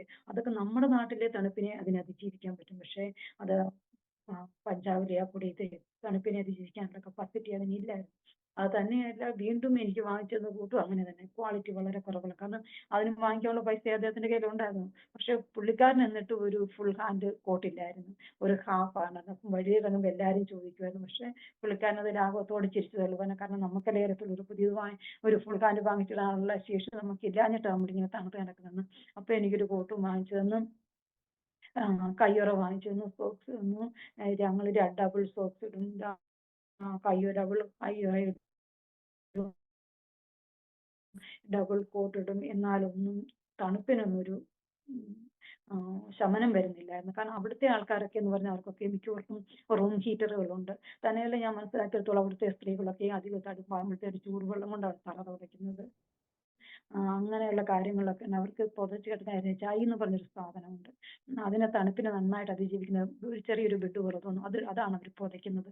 കൈകൊണ്ട് തയ്ച്ചെടുക്കുന്ന മറ്റാണ്. അപ്പൊ നമുക്കതൊന്നും മേടിക്കാനായിട്ട് ശേഷിക്കില്ല. നമ്മൾ അതിലിങ്ങനെ കിടക്കുന്നത്. അങ്ങനെ ഞങ്ങൾ ഇങ്ങനെ ആ തണുപ്പിനെ അതിജീവിച്ച് ഇങ്ങനെ അവിടെ ഒരു കുടുംബം ഉണ്ടായിരുന്നു. ഞങ്ങളെ നന്നായി സഹായിക്കുകയും സഹകരിക്കുകയും ഒക്കെ ചെയ്യുന്ന. അവിടെ മിക്ക ദിവസങ്ങളിലും വൈകിട്ട് പ്രാർത്ഥനകളുണ്ട്. അവിടെ പ്രാർത്ഥനയെ കഴിഞ്ഞ് ഭക്ഷണമൊക്കെ കഴിഞ്ഞ് ഞങ്ങൾ തിരിച്ചു പോരും. അതുകൾ ഞാൻ ഓർക്കുന്നുണ്ട് പ്രാർത്ഥിക്കാനായിട്ട്. ഞങ്ങൾ വചനം പറയുകയില്ല. ഒരു വീട്ടിൽ ഞങ്ങൾ ചെന്ന് ഉടുവിട്ടൊടുവിൽ എന്നുള്ള ആ പാട്ട് പാടിയപ്പോൾ തന്നെ ഒരു സ്ത്രീ കസേരയിൽ ഇരിക്കുകയായിരുന്നു. അവരിങ്ങനെ താഴോട്ട് വീഴുവാനായിട്ട് ഇടയായിട്ടായിരുന്നു, ഭൂതമായിരുന്നു. അങ്ങനെ ഒരുപാട് വീടുകളുടെ ശുശ്രൂഷയൊക്കെയും ഞങ്ങൾ അവിടെ ചെയ്തു. പക്ഷേ ദൈവത്തിന് സാമ്പത്തികമായിട്ട് ഞങ്ങൾക്കൊരു നന്മ അവിടെ ഞങ്ങൾക്ക് ലഭിച്ചില്ല. ഞങ്ങൾ അവിടെ നിന്ന് ഇങ്ങനെ ആയിക്കൊണ്ടിരുന്നപ്പോൾ സമയത്തിന് പിന്നെ ആ സമയത്ത് അവിടെ വെച്ച് ഞാൻ എൻ്റെ മോനെ പ്രഗ്നന്റ് ആകുവാനായിട്ട് ഇടയായി തീർന്നു. അങ്ങനെ ആ ഒരു ദിവസം എൻ്റെ ഹസ്ബൻഡ് ഇങ്ങനെ കെട്ടിടത്തിന്റെ മുകളിൽ അദ്ദേഹം പോയിരുന്ന് പ്രാർത്ഥിക്കുമായിരുന്നു. അങ്ങനെ ഒരു ദിവസം പ്രാർത്ഥിച്ചുകൊണ്ടിരുന്നപ്പോഴത്തേനും ദൈവാത്മാവ് ഇങ്ങനെ പറഞ്ഞു, നിന്നെ വീണ്ടും ഞാൻ ദൈവവചനം പഠിപ്പിക്കാനായിട്ട് അയക്കാൻ എനിക്ക് പദ്ധതിയുണ്ട്. അങ്ങനെ ദൈവാലോചന ഉണ്ടെന്ന് ഇടയിൽ പറഞ്ഞു. അപ്പം എൻ്റെ ഹസ്ബൻഡ് പറഞ്ഞു അയ്യോ വേണ്ട, കാരണം ഞങ്ങളുടെ സാമ്പത്തിക സ്ഥിതി അതിന് അനുവദിക്കുന്നില്ല. അതാണ് എൻ്റെ വൈഫ് ഇപ്പോൾ പ്രഗ്നന്റ് ആണ്, അവളും ഇതിന് സമ്മതിക്കുമെന്ന് തോന്നുന്നില്ല, എന്ത് ചെയ്യും, ഇവിടെ തന്നെ നിൽക്കാൻ ബുദ്ധിമുട്ടാണല്ലോ, ഇനി എങ്ങനെ തിരിച്ചു പോകുന്ന അങ്ങനെയൊക്കെ ഓർത്തപ്പോൾ അപ്പൊ ഞാൻ അവിടെ പാത്രം കഴിക്കുമെന്നും അതേ ആലോചന എൻ്റെ ഹൃദയത്തിൽ ദൈവം തരുവാനായിട്ട് ഇടയായിട്ടുണ്ട്. അപ്പൊ ഞങ്ങൾ തമ്മിൽ സംസാരിച്ച് ഞങ്ങൾക്ക് മനസ്സിലായ ദൈവത്തിന്റെ പദ്ധതിയാണ്. അപ്പൊ ഞങ്ങൾ ഓർത്തെന്നാ തിരിച്ചു പോരാം. അങ്ങനെ തിരിച്ചു പോരാനായിട്ട് ഞങ്ങൾ ആലോചിച്ച് തിരിച്ചു പോരാനായിട്ട് തയ്യാറായി. ണെങ്കിൽ പൈസയൊന്നുമില്ല. രണ്ടും ദേവദാസന്മാർ ഞങ്ങളെ സഹായിച്ചു. അങ്ങനെ ടിക്കറ്റ് ഒക്കെ എടുത്തു. പോരാനായിട്ട് ഞങ്ങൾ ഉള്ള ദിവസമായി. അപ്പൊ ഞങ്ങൾ ഞങ്ങളുടെ അത്യാവശ്യ സാധനങ്ങൾ മാത്രം പാക്ക് ചെയ്യാം, അത്രയൊക്കെ ഉള്ളത്. ബാക്കി എനിക്ക് കുറച്ച് സാധനങ്ങളൊക്കെ അവിടെ ഉണ്ടായിരുന്നു, അതൊക്കെ അവിടെ അവരുടെ ഹോസ്റ്റർമാർക്കൊക്കെ ആയിട്ട് ഞങ്ങൾ കൊടുത്തു. അപ്പം അത്യാവശ്യ സാധനങ്ങളൊക്കെ എടുത്തു. ഭക്ഷണം ഉണ്ടാക്കി കൊണ്ടുവരാനായിട്ട് ഞങ്ങൾ ചോറിന് രാത്രിയായപ്പോഴത്തേന് ചോറും ദാലും ഉണ്ടാക്കി ഞങ്ങൾ കഴിച്ചു. പിന്നെ അല്പം ചപ്പാത്തിയും തക്കാളി ചട്നി അത് ഞങ്ങൾ എടുത്തു. അപ്പം വേറൊരു വീട്ടിലെ ആന്റി, മാർത്താന്റി എന്ന് പറയാം, അവര് ഞങ്ങൾക്ക് അവരുടെ ചേച്ചിയിൽ നിന്ന് പറിച്ചെടുത്ത ആലു ഉണ്ടാക്കി തന്നു. അങ്ങനെ അത്രയൊക്കെ ഞങ്ങളുടെ കാര്യങ്ങളിലുള്ളൂ. 10:30ക്കാണ് ട്രെയിൻ ചക്കിമേങ്കിൽ നിന്ന് സ്റ്റേഷനിൽ നിന്ന്. അപ്പൊ ഞങ്ങളൊരു 8:45 തന്നെ ഓട്ടോ വിളിച്ച് ഞങ്ങൾ വീട്ടിൽ നിന്ന് ഇറങ്ങി. അപ്പൊ ഞാൻ 7 മാസം സ്റ്റേഷനിൽ വന്ന് ഞങ്ങൾ ഇരിക്കാൻ തുടങ്ങി. അപ്പൊ ഇരുന്ന് 10:30 കഴിഞ്ഞു, 11 ആയി. അപ്പോഴത്തേനും ട്രെയിൻ വരുന്നില്ല. അന്നേരമാണ് അറിഞ്ഞത് വെളുപ്പിന് 11 മണിക്ക് ട്രെയിൻ ഉണ്ടെന്ന്. അപ്പോഴത്തേനും ഭയങ്കര ബുദ്ധിമുട്ട്, എത്രയോ സമയം ഇരിക്കണ്ടേ, തന്നെയുമല്ല എനിക്ക് വല്ലാതെ വിശക്കാൻ തുടങ്ങി. അന്നേരം അവിടുന്ന് കഴിച്ചിട്ട് പോകാന്ന് വെച്ചിരുന്നു. ഭയങ്കരമായിട്ട് വിശന്ന് പറഞ്ഞാൽ എനിക്ക് ശരിക്കും ഒന്ന് വിശന്നു. അപ്പം എനിക്ക് എന്തെങ്കിലും വേണമെന്നുണ്ട്, പക്ഷെ എൻ്റെ ഹസ്ബൻഡിനോട് പറയാൻ എനിക്ക് ബുദ്ധിമുട്ടാണ്. കാരണം എനിക്കറിയാം ചില പോക്കറ്റ് കാര്യമാണെന്ന് എനിക്കറിയാം. പിന്നെ ഞാൻ എങ്ങനെ ചോദിക്കുന്നത്? അപ്പൊ എനിക്കും അത് മനസ്സിലായിട്ട് എന്നോട് ചോദിച്ചു വിശക്കുന്നുണ്ടല്ലേ എന്ന് ചോദിച്ചു. അപ്പൊ ഞാനൊന്നും വേണ്ടിയില്ല. എനിക്ക് എന്നിട്ട് ഒരു ചായയും ഡിസ്പോസിബിൾ ഗ്ലാസ്സിൽ, ചെറിയ ഡിസ്പോസിബിൾ ഗ്ലാസ്സിലെ ഒരു ചായയും 5 രൂപ ഒരു പാരലേജ് ബിസ്ക്കറ്റും വാങ്ങിച്ചിരുന്നു. അപ്പൊ അത് കഴിച്ചു കഴിഞ്ഞപ്പോഴത്തേനും വിശപ്പൊന്നും പോയില്ല, അറിയാമല്ലോ. എനിക്ക് ഒരെണ്ണം കൂടെ കിട്ടിയാലെന്ന് എനിക്ക് വല്ലാതെ ആഗ്രഹിച്ചു, പക്ഷെ ഞാൻ പറഞ്ഞില്ല. എന്നിട്ട് ഞങ്ങൾ അവിടെ ഇരുന്ന് നേരം വെളുത്തായപ്പോഴത്തേനും 4 മണിയായപ്പോൾ ട്രെയിൻ വന്നു. ഞങ്ങൾ ട്രെയിനിൽ കയറി. ഞങ്ങൾ സ്ലീപ്പറിനാണ് പോകുന്നത്. എന്നിട്ട് ഞങ്ങൾക്ക് 2 ബർത്ത് ഉണ്ട്. അപ്പം ഞങ്ങൾ ഇങ്ങനെ കയറി. എന്നാലും ഞങ്ങൾ പുതച്ച് ഞങ്ങളുടെ എടുത്തേക്കുന്ന കമ്പിളി ഞങ്ങളുടെ സെറ്റർ ഒക്കെ ഉണ്ടെങ്കിൽ പോലും ട്രെയിനകത്തോട് തണുപ്പിങ്ങനെ അരിച്ചു. അങ്ങനെ ആയിരുന്നപ്പോഴത്തേനും ഞങ്ങൾ എവിടെയൊക്കെയോ കഴിഞ്ഞ് ഇങ്ങനെ ഇരിക്കുമ്പോൾ ഞങ്ങൾ നോക്കുമ്പം അന്ന് പിറ്റേ ദിവസം നേരം വെളുത്ത്, പിന്നെ രാത്രിയായി. നേരം വെളുത്ത് ഞാൻ പോകുമ്പോൾ ഞങ്ങളുടെ ബർത്തിന്റെ താഴെ ഒരു അപ്പച്ചൻ ഇങ്ങനെ ഇരിക്കുന്നുണ്ട്. ആ അപ്പച്ചന് ഞങ്ങൾ നോക്കിയപ്പോൾ അദ്ദേഹം പറഞ്ഞു ഈ സീറ്റ് ഇതുവരെയായിട്ടും കൺഫേം ആയിട്ടില്ല, ഉള്ള സീറ്റ് എല്ലാം ഇത് ഇപ്പോഴും വെയിറ്റിങ്ങില്ല, കൺഫേം ആയിട്ടില്ല, കൺഫേം. ഇങ്ങനെ തറയിൽ നമ്മുടെ സീറ്റിന്റെ ഒക്കെ ഇടയിൽ ഇങ്ങനെ വിരിച്ച് കിടക്കാൻ പ്ലാൻ ഇട്ടിരിക്കും. അപ്പൊ എൻ്റെ ഹസ്ബൻഡിനോട് പറഞ്ഞു നമുക്ക് 2 ബർത്തില്ലേ, നമുക്ക് ഒരു ബർത്തിൽ അങ്ങോട്ടും ഇങ്ങോട്ടുമായിട്ട് കിടക്കാം, ഒരു ബർത്ത് ഈ അപ്പച്ചന് കൊടുക്കാം. ഞാൻ സമ്മതിച്ചു. അപ്പൊ നിങ്ങൾ പറഞ്ഞപ്പോഴത്തേന് അവരങ്ങനെ പ്രതീക്ഷിച്ചില്ല. അങ്ങനെ ഞങ്ങൾ ആ അപ്പച്ചന് ബർത്ത് കൊടുത്തിട്ട് ആ ഒരു ബർത്ത് ഞങ്ങൾ രണ്ടും അങ്ങോട്ടും ഇങ്ങോട്ടും തിരിഞ്ഞു കിടന്നു. അപ്പൊ ഞങ്ങളുടെ കമ്പിളി ഞങ്ങൾക്ക് ചൂടിനെ തണുപ്പിനെ ജീവിക്കാനായിട്ട് ശേഷിയില്ലെങ്കിലും ഞങ്ങൾ അടിച്ചിരുന്നത്. അപ്പോൾ ഞങ്ങൾ നോക്കി, ഈ അപ്പച്ചൻ്റെ കയ്യിൽ നല്ല ചൂടുള്ള ബ്ലാങ്കറ്റ് ഉണ്ട്, അദ്ദേഹത്തിന്റെ വേറെയും ഉണ്ട്. അത് ഞങ്ങളെ പുതപ്പിച്ച്, കാരണം ഞങ്ങൾ ഒരു ബർത്ത് കൊടുത്തില്ല മനുഷ്യന്, അതിന്റെ ആ നന്ദി കാണിച്ച് ഞങ്ങളോട്. അപ്പൊ ഞങ്ങൾ ആ രാത്രി മുഴുവൻ സ്വർഗത്തിൽ കിടന്നുറങ്ങുന്ന പോലെ ഉറങ്ങി, ആ നല്ല ചൂടുള്ള കമ്പിളി എടുത്ത്. പിന്നെ പിറ്റേ ദിവസം അദ്ദേഹത്തിന്റെ സമയം അപ്പൊ അദ്ദേഹം ഇവിടെ ഇറങ്ങിപ്പോയി. അങ്ങനെ ഞങ്ങൾ നാട്ടിൽ വന്ന് ഞങ്ങൾ എൻ്റെ വീട്ടിലായി. പിന്നെ മോനുണ്ടായി കഴിഞ്ഞപ്പോഴത്തേന് ബൈബിൾ കോളേജിൽ പഠിക്കാനായിട്ട് പോകണമല്ലോ. അപ്പൊ അന്ന് തന്നെ ഞങ്ങളിങ്ങനെ ആലോചന ഉണ്ടായപ്പോൾ തന്നെ എൻ്റെ ഹസ്ബൻഡിന്റെ ഒരു കൂട്ടുകാരനുണ്ട്, അദ്ദേഹത്തെ വിളിച്ചു ചോദിച്ചപ്പോൾ പറഞ്ഞു അച്ഛൻ ഇങ്ങനെ പഠിക്കാനായിട്ട് താല്പര്യമുണ്ടെങ്കിൽ എനിക്കൊരു സ്നേഹിതനായ സാറിനെ ഞാൻ വിളിച്ചു ചോദിക്കാന്ന് പറഞ്ഞു. അങ്ങനെ അദ്ദേഹത്തോട് വിളിച്ചു ചോദിച്ചപ്പോൾ പറഞ്ഞു അങ്ങനെ കോട്ടയത്ത് റീച്ച് ഔട്ട് തിയോളജിക്കൽ സെമിനാരി എന്നും പറഞ്ഞൊരു ഇതുണ്ട്, അവിടെ ദൈവവചനം MDന് ചേരാനായിട്ട് സാധിക്കും എന്ന് പറഞ്ഞു. അങ്ങനെ അവിടെ അദ്ദേഹവുമായിട്ട് ഇടപെട്ട് അഡ്മിഷൻ എല്ലാം ശരിയാക്കി. അങ്ങനെ വീട്ടിൽ ഞങ്ങൾ വരുന്നത്, അങ്ങനെ കേരളത്തിൽ ഞങ്ങൾ വരുന്നത്. വന്നു കഴിഞ്ഞ് ഞങ്ങളുടെ പിന്നെ ഒരു മോനാ ഉണ്ടായേക്കുന്നത്, ഡാനിയേൽ. അപ്പം അവൻ 90 മാസം പ്രായമായപ്പോഴത്തേന് അദ്ദേഹം കോളേജിൽ പോകാൻ തുടങ്ങി. കോളേജിൽ പോകാൻ തുടങ്ങിയ കോട്ടയത്തിനും ഞങ്ങൾ ഇടുക്കിയിലുമാണ്. അപ്പൊ ഡെയിലി ഒന്നും നടക്കത്തുന്നില്ല. അദ്ദേഹം അവിടെ താമസിച്ചു ആഴ്ചയിൽ വീട്ടിൽ വരും. അപ്പം എല്ലാ വെള്ളിയാഴ്ചയും വൈകിട്ട് വരും, അല്ലെങ്കിൽ ശനിയാഴ്ച വരും, എന്നിട്ട് തിങ്കളാഴ്ച തിരിച്ചു പോകും. അങ്ങനെയാ. വരുമ്പോഴൊക്കെയും കുറച്ച് പച്ചക്കറി കാര്യങ്ങളൊക്കെ വാങ്ങിച്ചുകൊണ്ട് വരും. കാരണം അവിടെ എവിടും ആ ഒരു ദശാംശമായിട്ടോ പ്രാർത്ഥിച്ചതിനായിട്ടോ എങ്ങനെയെങ്കിലും അദ്ദേഹത്തിന് വണ്ടിക്കൂലിയും ഈ പച്ചക്കറി വാങ്ങിക്കാനുമുള്ള പൈസ ലഭിക്കുമായിരുന്നു. അങ്ങനെ കുറച്ച് വന്നപ്പോൾ ഒരു ദിവസം എന്നോട് പറഞ്ഞു, നമുക്ക് നീ പ്രാർത്ഥിക്കുക, നമുക്ക് ഇവിടെ ഈ കോട്ടയത്ത് തന്നെ ഇത് കിട്ടുന്നതിന് വേണ്ടി പ്രാർത്ഥിക്കുക, അങ്ങനെയാണെങ്കിൽ നമുക്ക് ശുശ്രൂഷയും ചെയ്യാം, എൻ്റെ പഠനവും നടക്കാം, ചെലവും കാര്യങ്ങളും ഒക്കെ അങ്ങനെ പോകുമല്ലോ, ഫീസൊക്കെ കൊടുക്കണ്ടേ പഠിക്കുന്നതിന്. കുഞ്ഞിനെയൊക്കെ ഭയങ്കര ബുദ്ധിമുട്ടായി, രാത്രി മുഴുവൻ ഇദ്ദേഹം വീശുമായിരുന്നു കുഞ്ഞിനെ എന്നെ. അങ്ങനെ ഒരുപാട് ഞങ്ങൾ കഷ്ടപ്പെടുവാനായിട്ട് ഇടയാക്കുന്നു. ശേഷം അത് തന്നെയായിട്ട് ഞങ്ങളോട് പറഞ്ഞ പൈസയൊന്നും ഇവർ ഞങ്ങൾക്ക് തരാനായിട്ട് ഇടയാക്കുന്നു. അവിടെ ഞങ്ങൾ വീണ്ടും വന്നു. വീണ്ടും ഞങ്ങൾ ഛത്തീസ്ഗഡിലേക്ക് ഞങ്ങൾ വന്നു. അവിടെ ഒരു മലയാളികളുടെ സ്കൂളുണ്ട്, അദ്ദേഹത്തിന് ഒരു ചർച്ചുണ്ട്. അപ്പൊ അവിടെ ചർച്ചിലെ അസിസ്റ്റന്റ് പാസ്റ്ററുമായിട്ട്, പിന്നെ സ്കൂളിൽ CBSE സ്കൂളാണ്, 12ാം ക്ലാസ് വരെയുണ്ട്, അവിടെ പഠിപ്പിക്കുകയും ചെയ്യാം. അങ്ങനെ വന്ന് കുഞ്ഞിനെ അവിടെ ചേർക്കാം. ഞങ്ങൾ അവിടെ വന്ന് കുഞ്ഞിനെ നഴ്സറിയിലാക്കി ഞങ്ങളും അവിടെ പഠിപ്പിക്കാനായിട്ട് കയറി. സൺഡേയിലെല്ലാം ചർച്ചിന്റെ കാര്യങ്ങളുമായിട്ട് അങ്ങനെ വന്നു. അങ്ങനെ 2 വർഷം ഞങ്ങൾ അവിടെ വന്നതിന് ശേഷം വീണ്ടും എൻഗേജ് ചെയ്യണമെന്ന് അദ്ദേഹത്തിന് ഒരു മോഹം ഉണ്ടായി. തന്നെ 2 വർഷം കഴിഞ്ഞപ്പോഴത്തേന് ഞങ്ങൾ അവിടുന്ന് പോന്നു. അവിടുന്ന് പോന്നു കഴിഞ്ഞപ്പോഴത്തേന് പിന്നെ ഞങ്ങൾ കേരളത്തിൽ വന്നു കഴിഞ്ഞപ്പോഴത്തേന് അതിനുള്ള ഒരു സാഹചര്യം ഒന്നും ഒരുങ്ങിയില്ല. വീണ്ടും ഞങ്ങൾ പോകുന്നത്, പിന്നെ ഞങ്ങൾ ഛത്തീസ്ഗഡിന് വന്നില്ല. ഞങ്ങൾ പോകുന്നത് തെലങ്കാനയ്ക്ക് പോയി. അവിടെ ഒരു സ്കൂളിൽ പോയി. അവിടെ 10ാം ക്ലാസ് വരെ ഉണ്ട്. അവിടെ സ്കൂളിൽ പോയി ഞാനും എൻ്റെ ഹസ്ബൻഡും പഠിപ്പിക്കാനായിട്ട് കയറി.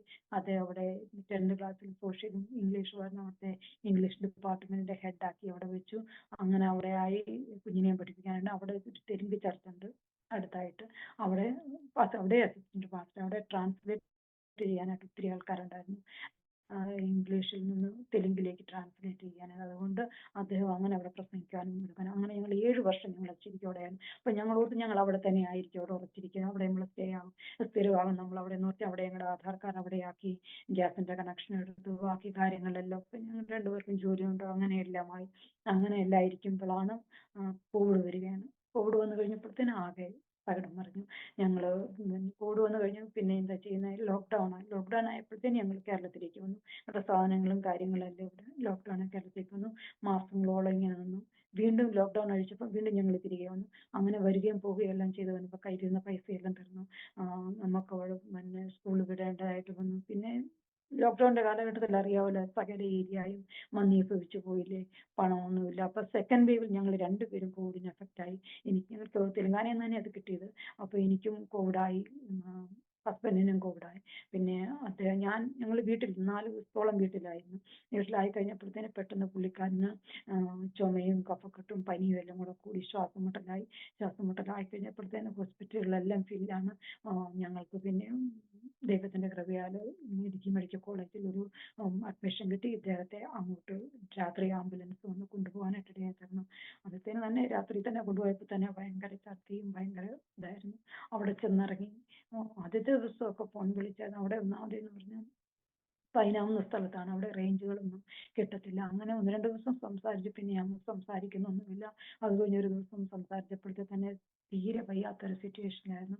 ഞാൻ ഭവനത്തിലാണ്. ഞങ്ങളുടെ പ്രാർത്ഥന കുഞ്ഞിന് വന്നില്ലായിരുന്നു. എൻ്റെ അച്ഛനും അമ്മയായിരുന്നു ഞങ്ങൾ നോക്കിക്കൊണ്ടിരുന്നത്. എന്നിട്ട് അങ്ങനെ ആയിക്കഴിഞ്ഞപ്പോഴത്തേനും ഒരു ദിവസം ഇദ്ദേഹം ഇങ്ങനെ ഹോസ്പിറ്റലിൽ കിടക്കുമ്പോഴത്തേന് വല്ലാതെ സീരിയസ് ആയിട്ട് തൊട്ടടുത്ത് കിടക്കുന്നവരൊക്കെ മരിക്കുന്നു. അങ്ങനെ എല്ലാം ആയപ്പോഴത്തേനും നോക്കാവുന്ന ഡോക്ടർ പറഞ്ഞു, സാബുവിന് വേറൊരു മറ്റു പൈസ വല്ലതും ഉണ്ടോ, മറ്റൊരു ഹോസ്പിറ്റലിലേക്ക് റെഫർ ചെയ്യാൻ, വലിയൊരു ഹോസ്പിറ്റലിലേക്ക്, ഇവിടെ പറ്റിയാൽ ഇച്ചിരി സീരിയസ് ആണ് നിങ്ങളെന്ന് പറയാനായിട്ടായിരുന്നു. അന്നേരത്തേന് എൻ്റെ ഹസ്ബൻഡ് പറഞ്ഞു, സാറേ എൻ്റെ ഈ പൈസയൊന്നുമില്ല, ഞങ്ങൾ ടീച്ചറായിരുന്നു, അപ്പോൾ ഈ കോവിഡ് കാലഘട്ടമായതുകൊണ്ട് ഞങ്ങളുടെ കയ്യിലെ പൈസകളൊക്കെ തീർന്നു, മറ്റൊരിടത്തോട്ട് വിട്ടാൽ അത് വളരെ ബുദ്ധിമുട്ടാണ്, ഇവിടെ തന്നെ ചികിത്സിച്ചാൽ മതി, ഞാൻ ഭേദമാകും ഇങ്ങനെ പറഞ്ഞു. വിശ്വാസമുണ്ട്, നിങ്ങൾ കോൺഫിഡൻ്റ് ആണെന്ന് ചോദിച്ചു. അതേന്ന് പറഞ്ഞു. അങ്ങനെ അദ്ദേഹം ആ വിശ്വാസം കണ്ടിട്ട് അവിടെ തന്നെ അഡ്മിറ്റ് ആക്കി. എന്നിട്ടൊരു ശേഷം പെട്ടെന്ന് പുള്ളിക്കാരൻ്റെ ഓക്സിജന്റെ നില കുറഞ്ഞു, സാച്ചുറേഷൻ കുറഞ്ഞു പോയി. അങ്ങനെ 6 മണിക്കൂർ വെന്റിലേറ്ററിലുമാക്കി. വെന്റിലേറ്റർ ആയപ്പോഴത്തേക്കും പുള്ളിക്കാരനും ഇങ്ങനെ പേടിച്ചു പോലായി. അപ്പം പുള്ളിക്കാരൻ ഇങ്ങനെ ഒരു സ്വപ്നം കാണുകയാണ്, ഒരു തൊട്ടിലിൽ താൻ ഇങ്ങനെ കിടന്നുറങ്ങി. അപ്പൊ 2 പേരെ അടുത്ത് ഇങ്ങനെ തൊട്ടിലാട്ടുകയാണ്. അപ്പൊ ഇങ്ങനെ ഒരു പാട്ടുണ്ട്, ഒരു മഴയും തോരാതിരുന്നിട്ടില്ല എന്ന പാട്ട് പാടി കേൾക്കുന്നുണ്ട്. ആ പാട്ട് പാടി അദ്ദേഹം ഉണർന്നു. 6 മണിക്കൂറിന് ശേഷം വെന്റിലേറ്ററിന് തിരികെ വന്നു. പിറ്റേ ദിവസം നേഴ്സ് പറഞ്ഞു, സാബു നിങ്ങൾ നെഗറ്റീവ് ആണെന്ന് പറഞ്ഞു. അപ്പം നെഗറ്റീവ് ആയത് എത്രയും വേഗം നിങ്ങൾക്ക് വീട്ടിൽ പോകാമെന്ന് പറഞ്ഞു. അങ്ങനെ തിരികെ വീട്ടിൽ വന്നപ്പോൾ തന്നെ വല്ലാത്തൊരു പ്രാഗൗരവമായിരുന്നു. അപ്പോഴത്തേക്ക് ഞാനും സൗഖ്യമായി. എനിക്ക് പ്രത്യേകിച്ച് അതികഠിനമായ പനി ഉണ്ടായില്ല, ശരീര അസ്വസ്ഥതകൾ അങ്ങനെയൊന്നും ഉണ്ടായില്ല. അങ്ങനെ എന്തെങ്കിലും ഉണ്ടാകും ഞാൻ പെട്ടെന്ന് എഴുന്നേറ്റ് ഞാൻ ഇങ്ങനെ പ്രാർത്ഥിക്കും. എനിക്ക് എനിക്ക് അസ്വസ്ഥതകൾ ഉണ്ടായിരുന്നു. എൻ്റെ അസ്വസ്ഥതകൾ കണ്ട് ഒരു ദിവസം അമ്മ പറഞ്ഞു, എൻ്റെ ആങ്ങളോട് പറഞ്ഞു, എവിടുന്നേലും ഒരു ആംബുലൻസ് വിളിക്കാൻ, നമുക്ക് ഈ കൊച്ചിനെ കൂടെ ആശുപത്രി കൊണ്ടുപോകാം. അന്നേരത്തിന് പെട്ടെന്ന് ഞാൻ ഓർക്കും, ദൈവമേ, ഞാനും എൻ്റെ ഹസ്ബൻഡും ഹോസ്പിറ്റലിൽ, എൻ്റെ കുഞ്ഞിനെ എന്ത് ചെയ്യും? കാര്യയിൽ ഒരാൾ മരണപ്പെട്ടെങ്ങാനും പോയ എൻ്റെ കുഞ്ഞിനെ എന്ത് ചെയ്യും? എൻ്റെ അച്ഛനും അമ്മയുണ്ട്, അന്ന് അമ്മ ജീവനോടെ ഉണ്ട്, നോക്കുന്നത്. എങ്കിലും വളരെ ബുദ്ധിമുട്ടായിരുന്നു. എങ്കിലും ദൈവം ഞങ്ങളോട് കരുണ കാണിച്ചു. ഞാനും സൗഖ്യമായി, എൻ്റെ ഹസ്ബൻഡും സൗഖ്യമായി വീട്ടിൽ നിന്ന്. വീണ്ടും തൊഴിലൊന്നും ഇല്ലല്ലോ, ലോക്ക്ഡൗൺ കഴിഞ്ഞിട്ടില്ല. അങ്ങനെ വീണ്ടും ഞങ്ങൾ എന്ത് ചെയ്യാനാ? അങ്ങനെ ഇരിക്കുമ്പോഴത്തേന് വീണ്ടും ഞങ്ങൾ ആ സ്കൂളിലേക്ക് തിരിച്ചു പോകാനായിട്ട് എൻ്റെ ഹസ്ബൻഡ് വീണ്ടും കുറച്ച് ദിവസം ആകുമ്പോൾ ലോക്ക്ഡൗൺ കഴിഞ്ഞ് കഴിഞ്ഞപ്പം എന്നോടും ഞാൻ പോവാന്ന് പറഞ്ഞാൽ സ്കൂളിൽ ചെന്നു. ഇപ്പം ഞങ്ങളുടെ സ്ഥാപനങ്ങളും കാര്യങ്ങളും എല്ലാം അവിടെ ഉണ്ട്. അപ്പം അവിടെ ചെന്ന് കഴിഞ്ഞപ്പോഴത്തേനും 2 ദിവസം കഴിഞ്ഞ് 3-ാം ദിവസം ആയപ്പോഴത്തേനും ഇവിടെ അന്നേരത്തിന് കുറേ സമയങ്ങളെല്ലാം പോയായിരുന്നു ഞങ്ങളുടെ കാര്യങ്ങളെല്ലാം. അപ്പം അമ്മയ്ക്ക് കോവിഡ് പോസിറ്റീവ് ആയപ്പോഴത്തേനും അയച്ചാനെ ഞാൻ വിളിച്ചു പറഞ്ഞു. അന്നേരത്തേനും പുള്ളിക്കാരന് പേടി, ഇനി അമ്മയായിട്ട് മിങ്കിളായിട്ട് പോയി ഇനിയും രണ്ടാമത് ഇനി എങ്ങാനും വന്നെങ്കിൽ അവിടെ കിടന്നാൽ ബുദ്ധിമുട്ടാവുമല്ലോ. അങ്ങനെ പറഞ്ഞിട്ട് അവിടുന്ന് തിരിച്ചു പോന്നു കഴിഞ്ഞപ്പം കുഴപ്പമൊന്നുമില്ലായിരുന്നു. അമ്മേനെ ഞങ്ങൾ നന്നായി നോക്കി. ഞങ്ങൾക്ക് പേടിയുണ്ടായിരുന്നു, അമ്മ ഹാർട്ട് പേഷ്യൻ്റ് ആണ്, അമ്മയ്ക്ക് എന്തെങ്കിലും. പക്ഷേ അമ്മയ്ക്ക് ഒരു കുഴപ്പവുമില്ലായിരുന്നു, വീട്ടിൽ തന്നെ അമ്മ സൗഖ്യമായി. അതിനുശേഷം ഞങ്ങൾ ഇവിടെ വീട്ടിൽ വന്ന് പിന്നെ ഞാൻ അങ്ങോട്ട് പോകുന്നില്ല. അവിടെ ഞങ്ങൾ തീരുമാനിച്ചു. എന്നിട്ട് പിന്നെ ഞങ്ങൾ കുറേ നാൾ ഇവിടെ കഴിഞ്ഞപ്പോഴത്തേന് ഞങ്ങൾ പറഞ്ഞു, അവിടെ ഒരു ദിവസം ഞങ്ങൾ ഇനി ആന്ധ്രാപ്രദേശിൽ ശിങ്കരായിക്കൊണ്ടെന്ന് പറഞ്ഞൊരു സ്ഥലമുണ്ട്, അവിടെ പോകാം. അവിടെ ബൈബിൾ സ്പോക്കൺ ഇംഗ്ലീഷിന്റെ ക്ലാസ് നടത്താനായിട്ട് അവിടെ ചെന്ന്. അപ്പോൾ അവിടെ സുവിശേഷ വേലയ്ക്കും പറ്റും, നമുക്ക് അവിടെ പോകാമെന്ന് പറഞ്ഞ് ഞങ്ങൾ സ്പോക്കൺ ഇംഗ്ലീഷിന്റെ ക്ലാസ് നടത്താനായിട്ട് അവിടെ ചെന്ന് ഞങ്ങൾ സ്റ്റാർട്ട് ചെയ്തു. ഞങ്ങളുടെ വീട്ടിൽ നിന്നൊക്കെ ഞങ്ങളെ സഹായിച്ചു. പക്ഷേ അവിടുന്ന് സക്സസ് ആയില്ല. അത് സക്സസ് ആയാലും ഞങ്ങൾ ഛത്തീസ്ഗഡിലേക്ക് തിരിച്ചു വന്നു. ഛത്തീസ്ഗഡിലേക്ക് വിളിച്ചെന്ന് നേരത്തെ ജോലി ചെയ്യുന്ന ആ സ്കൂളിൽ തന്നെ ഞങ്ങൾ ചെന്നു. ആ 2 വർഷം വീണ്ടും ഞങ്ങൾ ഇവിടെ ജോലി ചെയ്യുന്ന കൊച്ചിനെ പഠിച്ചു. അപ്പോൾ കൊച്ച് 7-ാം ക്ലാസ്സിലായിരുന്നു. 7-ാം ക്ലാസ് കഴിഞ്ഞ് ആ 2 വർഷക്കാലം ഞങ്ങൾ അവിടെ ജോലി ചെയ്യുന്നു. അപ്പം ഇതിനൊക്കെ മുമ്പ് ഞങ്ങൾ ഛത്തീസ്ഗഡിൽ ചെല്ലുമ്പം അവിടെ ഒരു ചർച്ചിലിരിക്കുമ്പോൾ ഒരു പാസ്റ്റർ അവിടെ വന്നു. ഒരു തയ്യൽക്കാരൻ പാസ്റ്ററാണ് അദ്ദേഹം. തയ്യൽ ജോലിയും കൂടെ ചെയ്തുകൊണ്ട് സുവിശേഷ വേല ചെയ്യുന്നു. അദ്ദേഹം ഇങ്ങനെ ഞങ്ങളോട് ഒരു ആലോചന ഞങ്ങളുമായിട്ട് നടത്തിയിട്ട് പറഞ്ഞു, നിങ്ങളുടെ സുവിശേഷ വേല, നിങ്ങളുടെ വേല ഇവിടെയൊന്നുമല്ല, നിങ്ങളൊരു ഗ്രാമത്തിലാണ് നിങ്ങളുടെ ശുശ്രൂഷ ഇരിക്കുന്നത്. അവിടെ നിങ്ങളുടെ നോഹയുടെ പർവ്വതം അരാരാത്ത് പർവ്വതത്തിൽ ഉറപ്പുപോലെ അവിടെ നിങ്ങളെ ഉറപ്പിക്കുമെന്ന് പറഞ്ഞു. പക്ഷെ നമ്മളത് കാര്യമാക്കിയില്ല, നമ്മൾ അംഗീകരിച്ചു. പക്ഷെ പിന്നീട് നമ്മൾ അതേക്കുറിച്ച് ഓർക്കുന്നു, പ്രാർത്ഥിക്കുന്നൊന്നുമില്ല. അപ്പൊ ഈ 2 വർഷം കഴിഞ്ഞതിന് ശേഷം വീണ്ടും ഞങ്ങൾ ഈ ഛത്തീസ്ഗഡിലായിരിക്കുമ്പം ഞങ്ങളുടെ കൂടെ പഠിപ്പിച്ചുകൊണ്ടിരുന്ന ഒരു ടീച്ചർ, അവരെ ഇവിടെയാണ് കല്യാണം കഴിച്ചിരിക്കുന്നത്. ഈ ഗ്രാമത്തിലാണ് കല്യാണം, ഇപ്പോൾ ഞങ്ങളായിരിക്കുന്ന ഈ ഗ്രാമത്തിലാണ് കല്യാണം കഴിച്ച് അയച്ചിരിക്കുന്നത്. എൻ്റെ കുഞ്ഞിൻ്റെ ടീച്ചറായിരുന്നു നഴ്സറിയിൽ. അപ്പോൾ അവരിങ്ങനെ വിളിച്ചിട്ട് ഞങ്ങൾ ഒരു സ്കൂൾ തുടങ്ങിയിട്ടു സാറേ, നിങ്ങളൊക്കെ വരാൻ പറ്റുമോ? അപ്പോൾ അദ്ദേഹം ചോദിച്ചു, ഇങ്ങനെ സുവിശേഷ വേലയൊക്കെ ചെയ്യാനായിട്ട് നല്ല സൗകര്യം, മലയാളികളൊന്നുമില്ല. അങ്ങനെ ഞങ്ങൾ എൻ്റെ ഹസ്ബൻഡിനോട് പറഞ്ഞു, നമുക്ക് അവിടെ പോകാം, നമുക്ക് ഈ സ്കൂളും കാര്യങ്ങളും വേണ്ട, നമുക്ക് സുവിശേഷ വേല നമുക്ക് പോകാമെന്ന് പറഞ്ഞു. അപ്പം ഞങ്ങൾ അങ്ങനെ ഞങ്ങളുടെ ആ സ്ഥാപനങ്ങളൊക്കെ ഇങ്ങോട്ട് ഷിഫ്റ്റ് ചെയ്തിട്ട് ഞങ്ങൾ ഇവിടെ വന്ന് ഇവിടെ മലയാളികളായിട്ട് എടുത്ത പരിസരത്തൊന്നും ആരുമില്ല. അപ്പം ഞങ്ങൾ ശരിക്കും ഇവിടെ ആക്ച്വലി വരുന്ന ദൈവത്തിന്റെ അനേക സ്ഥലങ്ങളിൽ ഞങ്ങൾ ഇറങ്ങി നടന്നു. പക്ഷെ അവിടെ നിന്ന് ഒരു വ്യക്തമായ ദൈവത്തിന്റെ ഒരു കാഴ്ചപ്പാടോ ആലോചനയോ ഞങ്ങൾക്ക് ഉണ്ടായിട്ടില്ല. പക്ഷെ ഇവിടെ ഞങ്ങൾക്കറിയാം ഒരു മലയാളികൾ ആരുമില്ല. നഗ്നമായി നമ്മുടെ കണ്ണുകളിൽ നോക്കുമ്പോൾ നമുക്ക് പ്രത്യാശിക്കാനായിട്ട് ഇവിടെ ഒന്നുമില്ല. പക്ഷേ എങ്കിലും ഞങ്ങളുടെ വിശ്വാസ കണ്ണാൽ ഞങ്ങൾ കാണുന്ന കർത്താവ് ഞങ്ങൾ ഇവിടെ അയച്ചതാണ്. കാരണം ഇവിടെ അടുത്തും ഒരു നല്ലൊരു ഹോസ്പിറ്റലില്ല, ഒരു നല്ല സ്കൂളില്ല. എൻ്റെ കുഞ്ഞു പഠിക്കുന്നത് ഇവിടുന്ന് 40 കിലോമീറ്ററോളമൊക്കെ, അത് 35 കിലോമീറ്ററോളം ഉണ്ട്. ശ്രീനാരായണൻ പറഞ്ഞൊരു സ്ഥലത്താണ്. അവിടെ ഒരു CBSEയുടെ ഇന്റർനാഷണൽ സ്കൂളിലാണ് കുഞ്ഞു പഠിക്കുന്നത്. അതൊക്കെ ദൈവത്തിന്റെ കൃപയാൽ നടന്നല്ലാതെ ഞങ്ങൾക്കൊന്നും പറയാനായിട്ടില്ല. ഇവിടെ ഞങ്ങൾ വന്നു. ഇപ്പൊ ഇത് 2ാമത്തെ വർഷമാണ് ഞങ്ങളിവിടെ വന്നിട്ട്. അപ്പൊ ഞാനൊരു സ്കൂളിൽ പഠിപ്പിക്കുന്ന വെച്ചാൽ അവരുടെ തന്നെ ചെറിയ സ്കൂളാണ്, അദ്ദേഹം പഠിപ്പിക്കുന്നാലും ഞാൻ പഠിപ്പിക്കുന്നുണ്ടായിരുന്നു. അപ്പൊ ഈ കഴിഞ്ഞ മാസം മുതൽ ചെറിയ സാങ്കേതിക കാരണങ്ങളാൽ അത് അടച്ചിടാനായിട്ടിടയായി തീർന്നു. അപ്പൊ അങ്ങനെ കുറെ പ്രോബ്ലം ഉണ്ട്. അപ്പം ഒരു വരുമാനം എനിക്ക് ചെറുതായിട്ട് ലഭിക്കുന്നുണ്ടായിരുന്നു, അതും നിന്നിട്ടുണ്ട്. ഇപ്പം പിന്നെ കുഞ്ഞു പഠിക്കുന്നു. ഞങ്ങൾ ഇവിടെ വന്നു കഴിഞ്ഞപ്പോഴത്തേക്കും ഞങ്ങളിവിടെ ഒരു ചർച്ച് മിനിസ്റ്റർ തുടങ്ങിയായിരുന്നു. എന്നാൽ അത് മുൻപോട്ട് കൊണ്ടുപോകാൻ വയ്യാത്ത സിറ്റുവേഷനാണ്. കാരണം എനിക്ക് തോന്നുന്നത് നോർത്തിൽ വളരെയധികം പ്രശ്നങ്ങളുണ്ടെങ്കിലും ഇന്ത്യയിൽ ഏറ്റവും കൂടുതൽ പ്രശ്നം ഉള്ളത് ഛത്തീസ്ഗഡിലാണെന്ന് എനിക്ക് തോന്നുന്നു. കാരണം ഒരു രീതിയിലും ഒരു ക്രിസ്ത്യാനികൾ മുൻപോട്ട് കൊടുക്കുകയില്ല. ഒരു ബൈബിളായിട്ട് നമുക്കൊരു പബ്ലിക്കായിട്ട് നടക്കാനായിട്ട് സാധിക്കത്തില്ല. ഞങ്ങൾ 2 മാസത്തോളം ഈ ചർച്ച നടത്തിയായിരുന്നു. നല്ല അനുഗ്രഹമായിരുന്നു. അവര് ഞങ്ങളോട് അടച്ചിരുന്നു എന്ന് പറഞ്ഞു. അപ്പൊ അവര് എവിടെയെങ്കിലും പോകുമ്പോൾ ചോദിക്കും എവിടുന്നാ വന്നത്, എവിടുന്നാന്ന്. ഒരു ദിവസം എന്റെ ഹസ്ബൻഡോട് ചോദിച്ചു എവിടുന്നാ വന്നത്, എന്താ തൊഴിൽ, എന്താ ചെയ്യുന്നത്, അങ്ങനെയല്ലേ ചോദിച്ചത്. ഞാൻ പറഞ്ഞു ഞാൻ സ്പോക്കൺ ഇംഗ്ലീഷിന്റെ ക്ലാസ് നടത്തുക, അങ്ങനെ പറഞ്ഞു പോയി. അതുകൊണ്ട് ഞങ്ങൾ ആ ചർച്ച അടച്ചിട്ടിരിക്കുകയാണ്. തുടർന്ന് ഓടിക്കാൻ ചെറിയ ചെറിയ എല്ലാ ചർച്ചകളെയും അവർ അടുപ്പിച്ച് വളരെയധികം പ്രശ്നങ്ങളാണ് ഇവിടെ ഉണ്ടായിക്കൊണ്ടിരിക്കുന്നത്. എങ്കിലും ദൈവത്തിന്റെ കൃപയാൽ ഞങ്ങളോട് നിലനിൽക്കുന്നു. ഞങ്ങൾ ഇപ്പോൾ രാത്രികാലങ്ങളിൽ ഞങ്ങൾ രഹസ്യമായിട്ട് ചില മീറ്റിങ്ങുകൾ നടത്താറുണ്ട്. ഓരോ വീട്ടുകാർ ഞങ്ങളെ വിളിക്കാറുണ്ട്. അവിടെ പോയി ഞങ്ങൾ പ്രാർത്ഥിക്കാറുണ്ട്. പിന്നെ ഓൺലൈനിലൂടെ എല്ലാം അധികം മീറ്റിങ്ങുകൾ ചെയ്യാറുണ്ട്. ഞങ്ങൾ ഒരു സമയം പോലും വൃഥാ ഞങ്ങൾ കടയുന്ന വരുത്ത വചന വായനയും പ്രാർത്ഥനയും ഒക്കെയുമായിട്ട് മുമ്പോട്ട് പോകുന്നു. കർത്താവിന് സ്തോത്രം. ദൈവമാണ് കർത്താവ് ഞങ്ങളെ ഇവിടെ അനുഗ്രഹിക്കും. കർത്താവിന് സ്തോത്രം. ഞങ്ങൾ അത് തന്നെ വിശ്വസിക്കുന്നത്. ദൈവം അയച്ചിട്ടാണ് ഞങ്ങൾ ഇവിടെ കടന്നു വന്നത്. ഞങ്ങൾ പൂർണ്ണമായിട്ട് വിശ്വസിക്കുകയാണ്. ദൈവത്തിന്റെ വചനം പറയുന്ന പോലെ ഈ ദൈവം എന്നും ഉന്നയിക്കും നമ്മുടെ ദൈവം. അവൻ നമ്മെ ജീവപര്യന്തം വഴി നടത്തും. ഞങ്ങളുടെ ഈ ശുശ്രൂഷകളെ ഓർത്ത് നിങ്ങൾ പ്രാർത്ഥിക്കണേ. എൻ്റെ മോനിന്ന് 9ാം ക്ലാസ്സിൽ പഠിക്കുന്നു. 9ാം ക്ലാസ്സിലേക്കാണ്. അവന്റെ പഠനത്തെ ഓർത്തും കർത്താവിന് സ്തോത്രം. ഞങ്ങളുടെ മുൻപോട്ടുള്ള ശുശ്രൂഷകളെ ഓർത്തും നിങ്ങൾ പ്രാർത്ഥിക്കണമെന്ന് ഞാൻ എൻ്റെ സാക്ഷ്യത്തിലൂടെ ഞാൻ ഓർക്കുകയാണ്. പ്രത്യേകിച്ചും ഈ ഛത്തീസ്ഗഡിലെ മിനിസ്ട്രി ഓർത്ത് നിങ്ങൾ പ്രാർത്ഥിക്കണം. അനേകർക്ക് അത് പ്രതികൂലങ്ങളാണ്. ഇവിടെ ആയിരിക്കുന്ന എല്ലാ ദൈവദാസന്മാർക്കും അത് പ്രതികൂലങ്ങളാണ്. ഞങ്ങളും അങ്ങനെ തന്നെ ആയിരിക്കുന്ന. അടുത്തെങ്കിലും പറഞ്ഞല്ലോ, ഞങ്ങൾക്ക് സ്വന്തം ബന്ധുക്കളോ മിത്രങ്ങളോ ആരും ഇവിടെയില്ല. ഒരു മലയാളി എന്ന് പറയാനായിട്ട് കിലോമീറ്ററുകൾക്ക് അപ്പുറത്ത് പോലും ഇല്ല. എങ്കിലും വൈഫൈത്താൽ മാത്രം ഞങ്ങൾ ഇവിടെ ആയിരിക്കുന്നു. ഞങ്ങളുടെ ശുശ്രൂഷ ഓർത്ത് നിങ്ങൾ പ്രാർത്ഥിക്കണം. എനിക്ക് ഒരിക്കൽ കൂടി ഞാൻ അങ്ങനെ പറയുന്നു. ഒപ്പം തന്നെ ഈ അരോമ പ്ലാറ്റ്ഫോമിലൂടെ എനിക്ക് അവസരം എൻ്റെ സാക്ഷ്യത്തെ പറയുവാൻ സ്വർഗം നൽകിയതിനായി ഒരിക്കൽ കൂടി ഞാൻ നന്ദി പറയുന്നു. ഇതിന്റെ പിന്നിൽ പ്രവർത്തിക്കുന്ന ദേവദാസനെയും കുടുംബത്തെ എല്ലാം ധാരാളമായിട്ട് കർത്താവ് അനുഗ്രഹിക്കട്ടെ. അനേകർക്ക് ഈ പ്ലാറ്റ്ഫോമിലൂടെ പറഞ്ഞ് തങ്ങളുടെ സാക്ഷ്യത്തെ പൊതുസമൂഹത്തോട് അറിയിപ്പാനായിട്ട് ഒരു ഉപാധിയായി, ഒരു വേദിയായിട്ട് ഇതിനെ മാറ്റട്ടെ. അതിലൂടെ ഈ ചാനൽ അനുഗ്രഹിക്കപ്പെടട്ടെ എന്ന് ആത്മാർത്ഥമായിട്ടും പ്രാർത്ഥിച്ചുകൊണ്ട് ദൈവത്തിന് സ്തോത്രം. നമുക്ക് പ്രാർത്ഥിക്കാം. പ്രാർത്ഥിക്കുന്നതിന് മുമ്പേ ഞാൻ ഒരു വാക്യം പ്രാർത്ഥിക്കാനിരിക്കുന്നു. 136 സങ്കീർത്തനത്തിന്റെ 23 വാക്യം. നമ്മുടെ താഴ്ചയിൽ നമ്മെ ഓർത്തവന് അവന്റെ ദൈവനേക്കുമുള്ളത്. ദൈവത്തിന് സ്തോത്രം. മഹാപരിശുദ്ധത്തിനുമായിരിക്കും ഞങ്ങളുടെ നല്ല ദൈവമേ, സ്വർഗീയ കർത്താവേ. അനുഗ്രഹിക്കപ്പെട്ട ഈ സമയത്തിനായി അങ്ങേ സ്തുതിക്കുകയും വാഴ്ത്തുകയും ചെയ്യുന്ന ദൈവമേ, ഇത്രത്തോളം സമയം നിന്റെ സന്നിധിയിലായിരിക്കാനും എന്റെ സാക്ഷ്യത്തെ പറയുവാനും തക്കവണ്ണം കർത്താവാകുന്ന യേശു സഹായിച്ചതിനായി സ്തോത്രം ചെയ്യുന്നു. അതിനായി അവസരം ഒരുക്കുന്ന ചാനലിനെ ദൈവകരങ്ങളിലേക്ക് ഏൽപ്പിച്ചുകൊണ്ട് ഞാൻ പ്രാർത്ഥിക്കുന്നു. ദൈവമേ, അനുഗ്രഹിക്കുമാറാകണമെന്ന് പ്രാർത്ഥിക്കുന്നു. ഇതിന്റെ പിന്നിൽ പ്രവർത്തിക്കുന്ന ദേവദാസനെ, തന്റെ കുടുംബത്തെ, തലമുറകളെല്ലാം ദൈവം അനുഗ്രഹിക്കുമാറാകണം. അനേകർക്ക് ഒരു ആശ്വാസമായി തീരുവാൻ തക്കവണ്ണം ദൈവമേ അവിടുന്ന് ഇടയാക്കുമാറാകണമെന്ന് പ്രാർത്ഥിച്ചുകൊണ്ട് അങ്ങയുടെ കരങ്ങളിലേക്ക് ഞാൻ സമ്പൂർണ്ണമായും ഏൽപ്പിക്കുന്നു. ദൈവമേ, അനേകർക്ക് ഒരു ആശ്വാസമാകട്ടെ, പ്രയോജനമാകട്ടെ കർത്താവെ. വീണ്ടും അനേകർ കടന്നു വന്ന് ഈ പ്ലാറ്റ്ഫോമിൽ പറയാൻ തക്കവണ്ണം സ്വർഗം ഇടയാക്കുമാറാകണമെന്ന് പ്രാർത്ഥിക്കുന്നു. കർത്താവിന്റെ കരങ്ങളിലേക്ക് സമ്പൂർണ്ണമായി ഏൽപ്പിക്കുന്നു. അവിടുന്ന് ഞങ്ങളുടെ പ്രാർത്ഥന കേട്ടുകൊണ്ട് സ്തോത്രം. യേശു ക്രിസ്തുവിന്റെ അൻപുള്ള നാമത്തിൽ തന്നെ. ആമേൻ. ആമേൻ. ആമേൻ.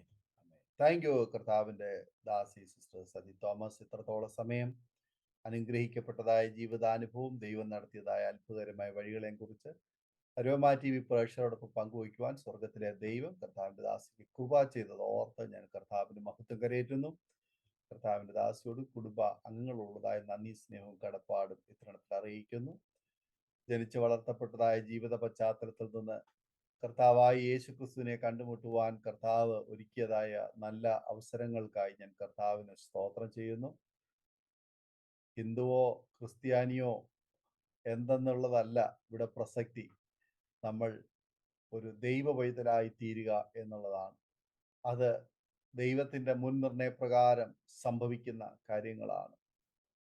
ആകയാൽ ഭാഗ്യകരമായ ഒരു അനുഭവത്തിലേക്ക്, ഒരു അവസ്ഥയിലേക്ക് നമുക്ക് എത്തിച്ചേരുവാൻ കഴിഞ്ഞു എന്നുള്ളത് പ്രിയ സതിസിനോടുള്ള ബന്ധത്തിൽ ആമേൻ ഏറ്റവും അനുഗ്രഹിക്കപ്പെട്ടതായ ഒരു കാര്യമാണ്. കർത്താവിന്റെ ദാസി ദൈവം അനുഗ്രഹിക്കട്ടെ. പഞ്ചാബിലും ആന്ധ്രാപ്രദേശിലും ഛത്തീസ്ഗഡിലും വിവിധ ഇടങ്ങളിൽ മാറി മാറി പാർത്ത് കർത്തൃ ശുശ്രൂഷയിലായിരിക്കാൻ ദൈവം സഹായിച്ചുകൊണ്ടിരിക്കുന്നു. ഇപ്പോൾ ഛത്തീസ്ഗഡിലെ സാഹചര്യങ്ങൾ എല്ലാവർക്കും അറിയാവുന്നതുപോലെ ആ ദേശത്തിന് വേണ്ടി പ്രാർത്ഥിപ്പാൻ എല്ലാവരും കടപ്പെട്ടവരാണ്. വലിയൊരു ദൈവപ്രവൃത്തി ആ ദേശത്ത് ഉണ്ടാവാൻ കർത്താവ് സഹായിക്കട്ടെ. നിങ്ങളെ കുടുംബമായി ആ ദേശത്ത് ദൈവം ശക്തമായ ദൈവനാമ മഹത്വത്തിന് വേണ്ടി ഉപയോഗിക്കട്ടെ എന്ന് ആശംസിക്കുന്നു, പ്രാർത്ഥിക്കുന്നു. അരോമ TV പ്രേക്ഷകർക്കും ഈ സാക്ഷ്യം ഒരു അനുഗ്രഹമായി തീർന്നു എന്ന് ഞങ്ങൾ വിശ്വസിക്കുകയാണ്. ഈ വാത്സല്യ കുടുംബത്തെ നിങ്ങളുടെ പ്രാർത്ഥനയിൽ ഓർക്കുവാൻ പ്രത്യേക ഈ തരുണത്തിൽ ഓർപ്പിക്കുന്നു. കർത്താവ് നമ്മെ സഹായിക്കട്ടെ. നിങ്ങളുടെ വിലയേറിയ അഭിപ്രായങ്ങളും നിർദ്ദേശങ്ങളും കമന്റ് ബോക്സിൽ രേഖപ്പെടുത്താൻ മറക്കരുത്. നിങ്ങൾക്കൊരു പ്രാർത്ഥനാ വിഷയമുണ്ടെങ്കിൽ തീർച്ചയായിട്ടും സ്ക്രീനിൽ കാണുന്ന വാട്സപ്പ് നമ്പറിൽ ഞങ്ങളെ അറിയിക്കാൻ മറക്കരുത്. അതുപോലെ തന്നെ നിങ്ങൾ സാക്ഷ്യം പറഞ്ഞ പ്രിയപ്പെട്ടവരോടൊപ്പം എല്ലാ തിങ്കളാഴ്ചയും രാത്രി 8 മണി മുതൽ നടക്കുന്ന പ്രാർത്ഥനാ കൂട്ടായ്മയിലും സംബന്ധിക്കാവുന്നതാണ്. അടുത്ത അനുഗ്രഹിക്കപ്പെട്ട സാക്ഷ്യവും വചനചിന്തയുമായി നാം വീണ്ടും കൂടി കാണുമ്പോഴേയും എല്ലാ പ്രിയപ്പെട്ടവർക്കും good bye. God bless you all. Amen. ഓർമ്മയുടെ മനോരഥത്തിൽ മായാത്ത ഓർമ്മയ്ക്കായി അരോമ മാട്രിമോണിയിൽ നിന്നും ജീവിത പങ്കാളിയെ കണ്ടെത്തൂ. നിങ്ങൾ ഒരു ക്രിസ്തീയ ജീവിത പങ്കാളിയെ അന്വേഷിക്കുകയാണോ? അതോ മക്കൾക്ക് അനുയോജ്യമായ ഒരു തക്ക തുണയ്ക്ക് വേണ്ടി പ്രാർത്ഥിക്കുന്ന വ്യക്തിയാണോ? എങ്കിൽ അരോമ മാട്രിമോണി നിങ്ങൾക്ക് വേണ്ടിയാണ്. ഇന്നു തന്നെ സൗജന്യമായി രജിസ്റ്റർ ചെയ്യൂ. അരോമ മാട്രിമോണിയുടെ പ്രത്യേകതകൾ: രജിസ്ട്രേഷൻ തികച്ചും സൗജന്യം. ലോകത്തെവിടെയുമുള്ള അനുയോജ്യമായ ക്രിസ്തീയ ജീവിത പങ്കാളിയെ തിരഞ്ഞെടുക്കാം. വിവാഹം നടക്കുന്നതുവരെ സർവീസ് ലഭിക്കുന്നു. ഏറ്റവും ചെറിയ പാക്കേജുകളും തിരഞ്ഞെടുക്കാം. അരോമ മാട്രിമോണി നിങ്ങൾക്കായി ഒരുക്കുന്നു വിവാഹം പരമാനന്ദം. Email aroma matrimony2020@gmail.com.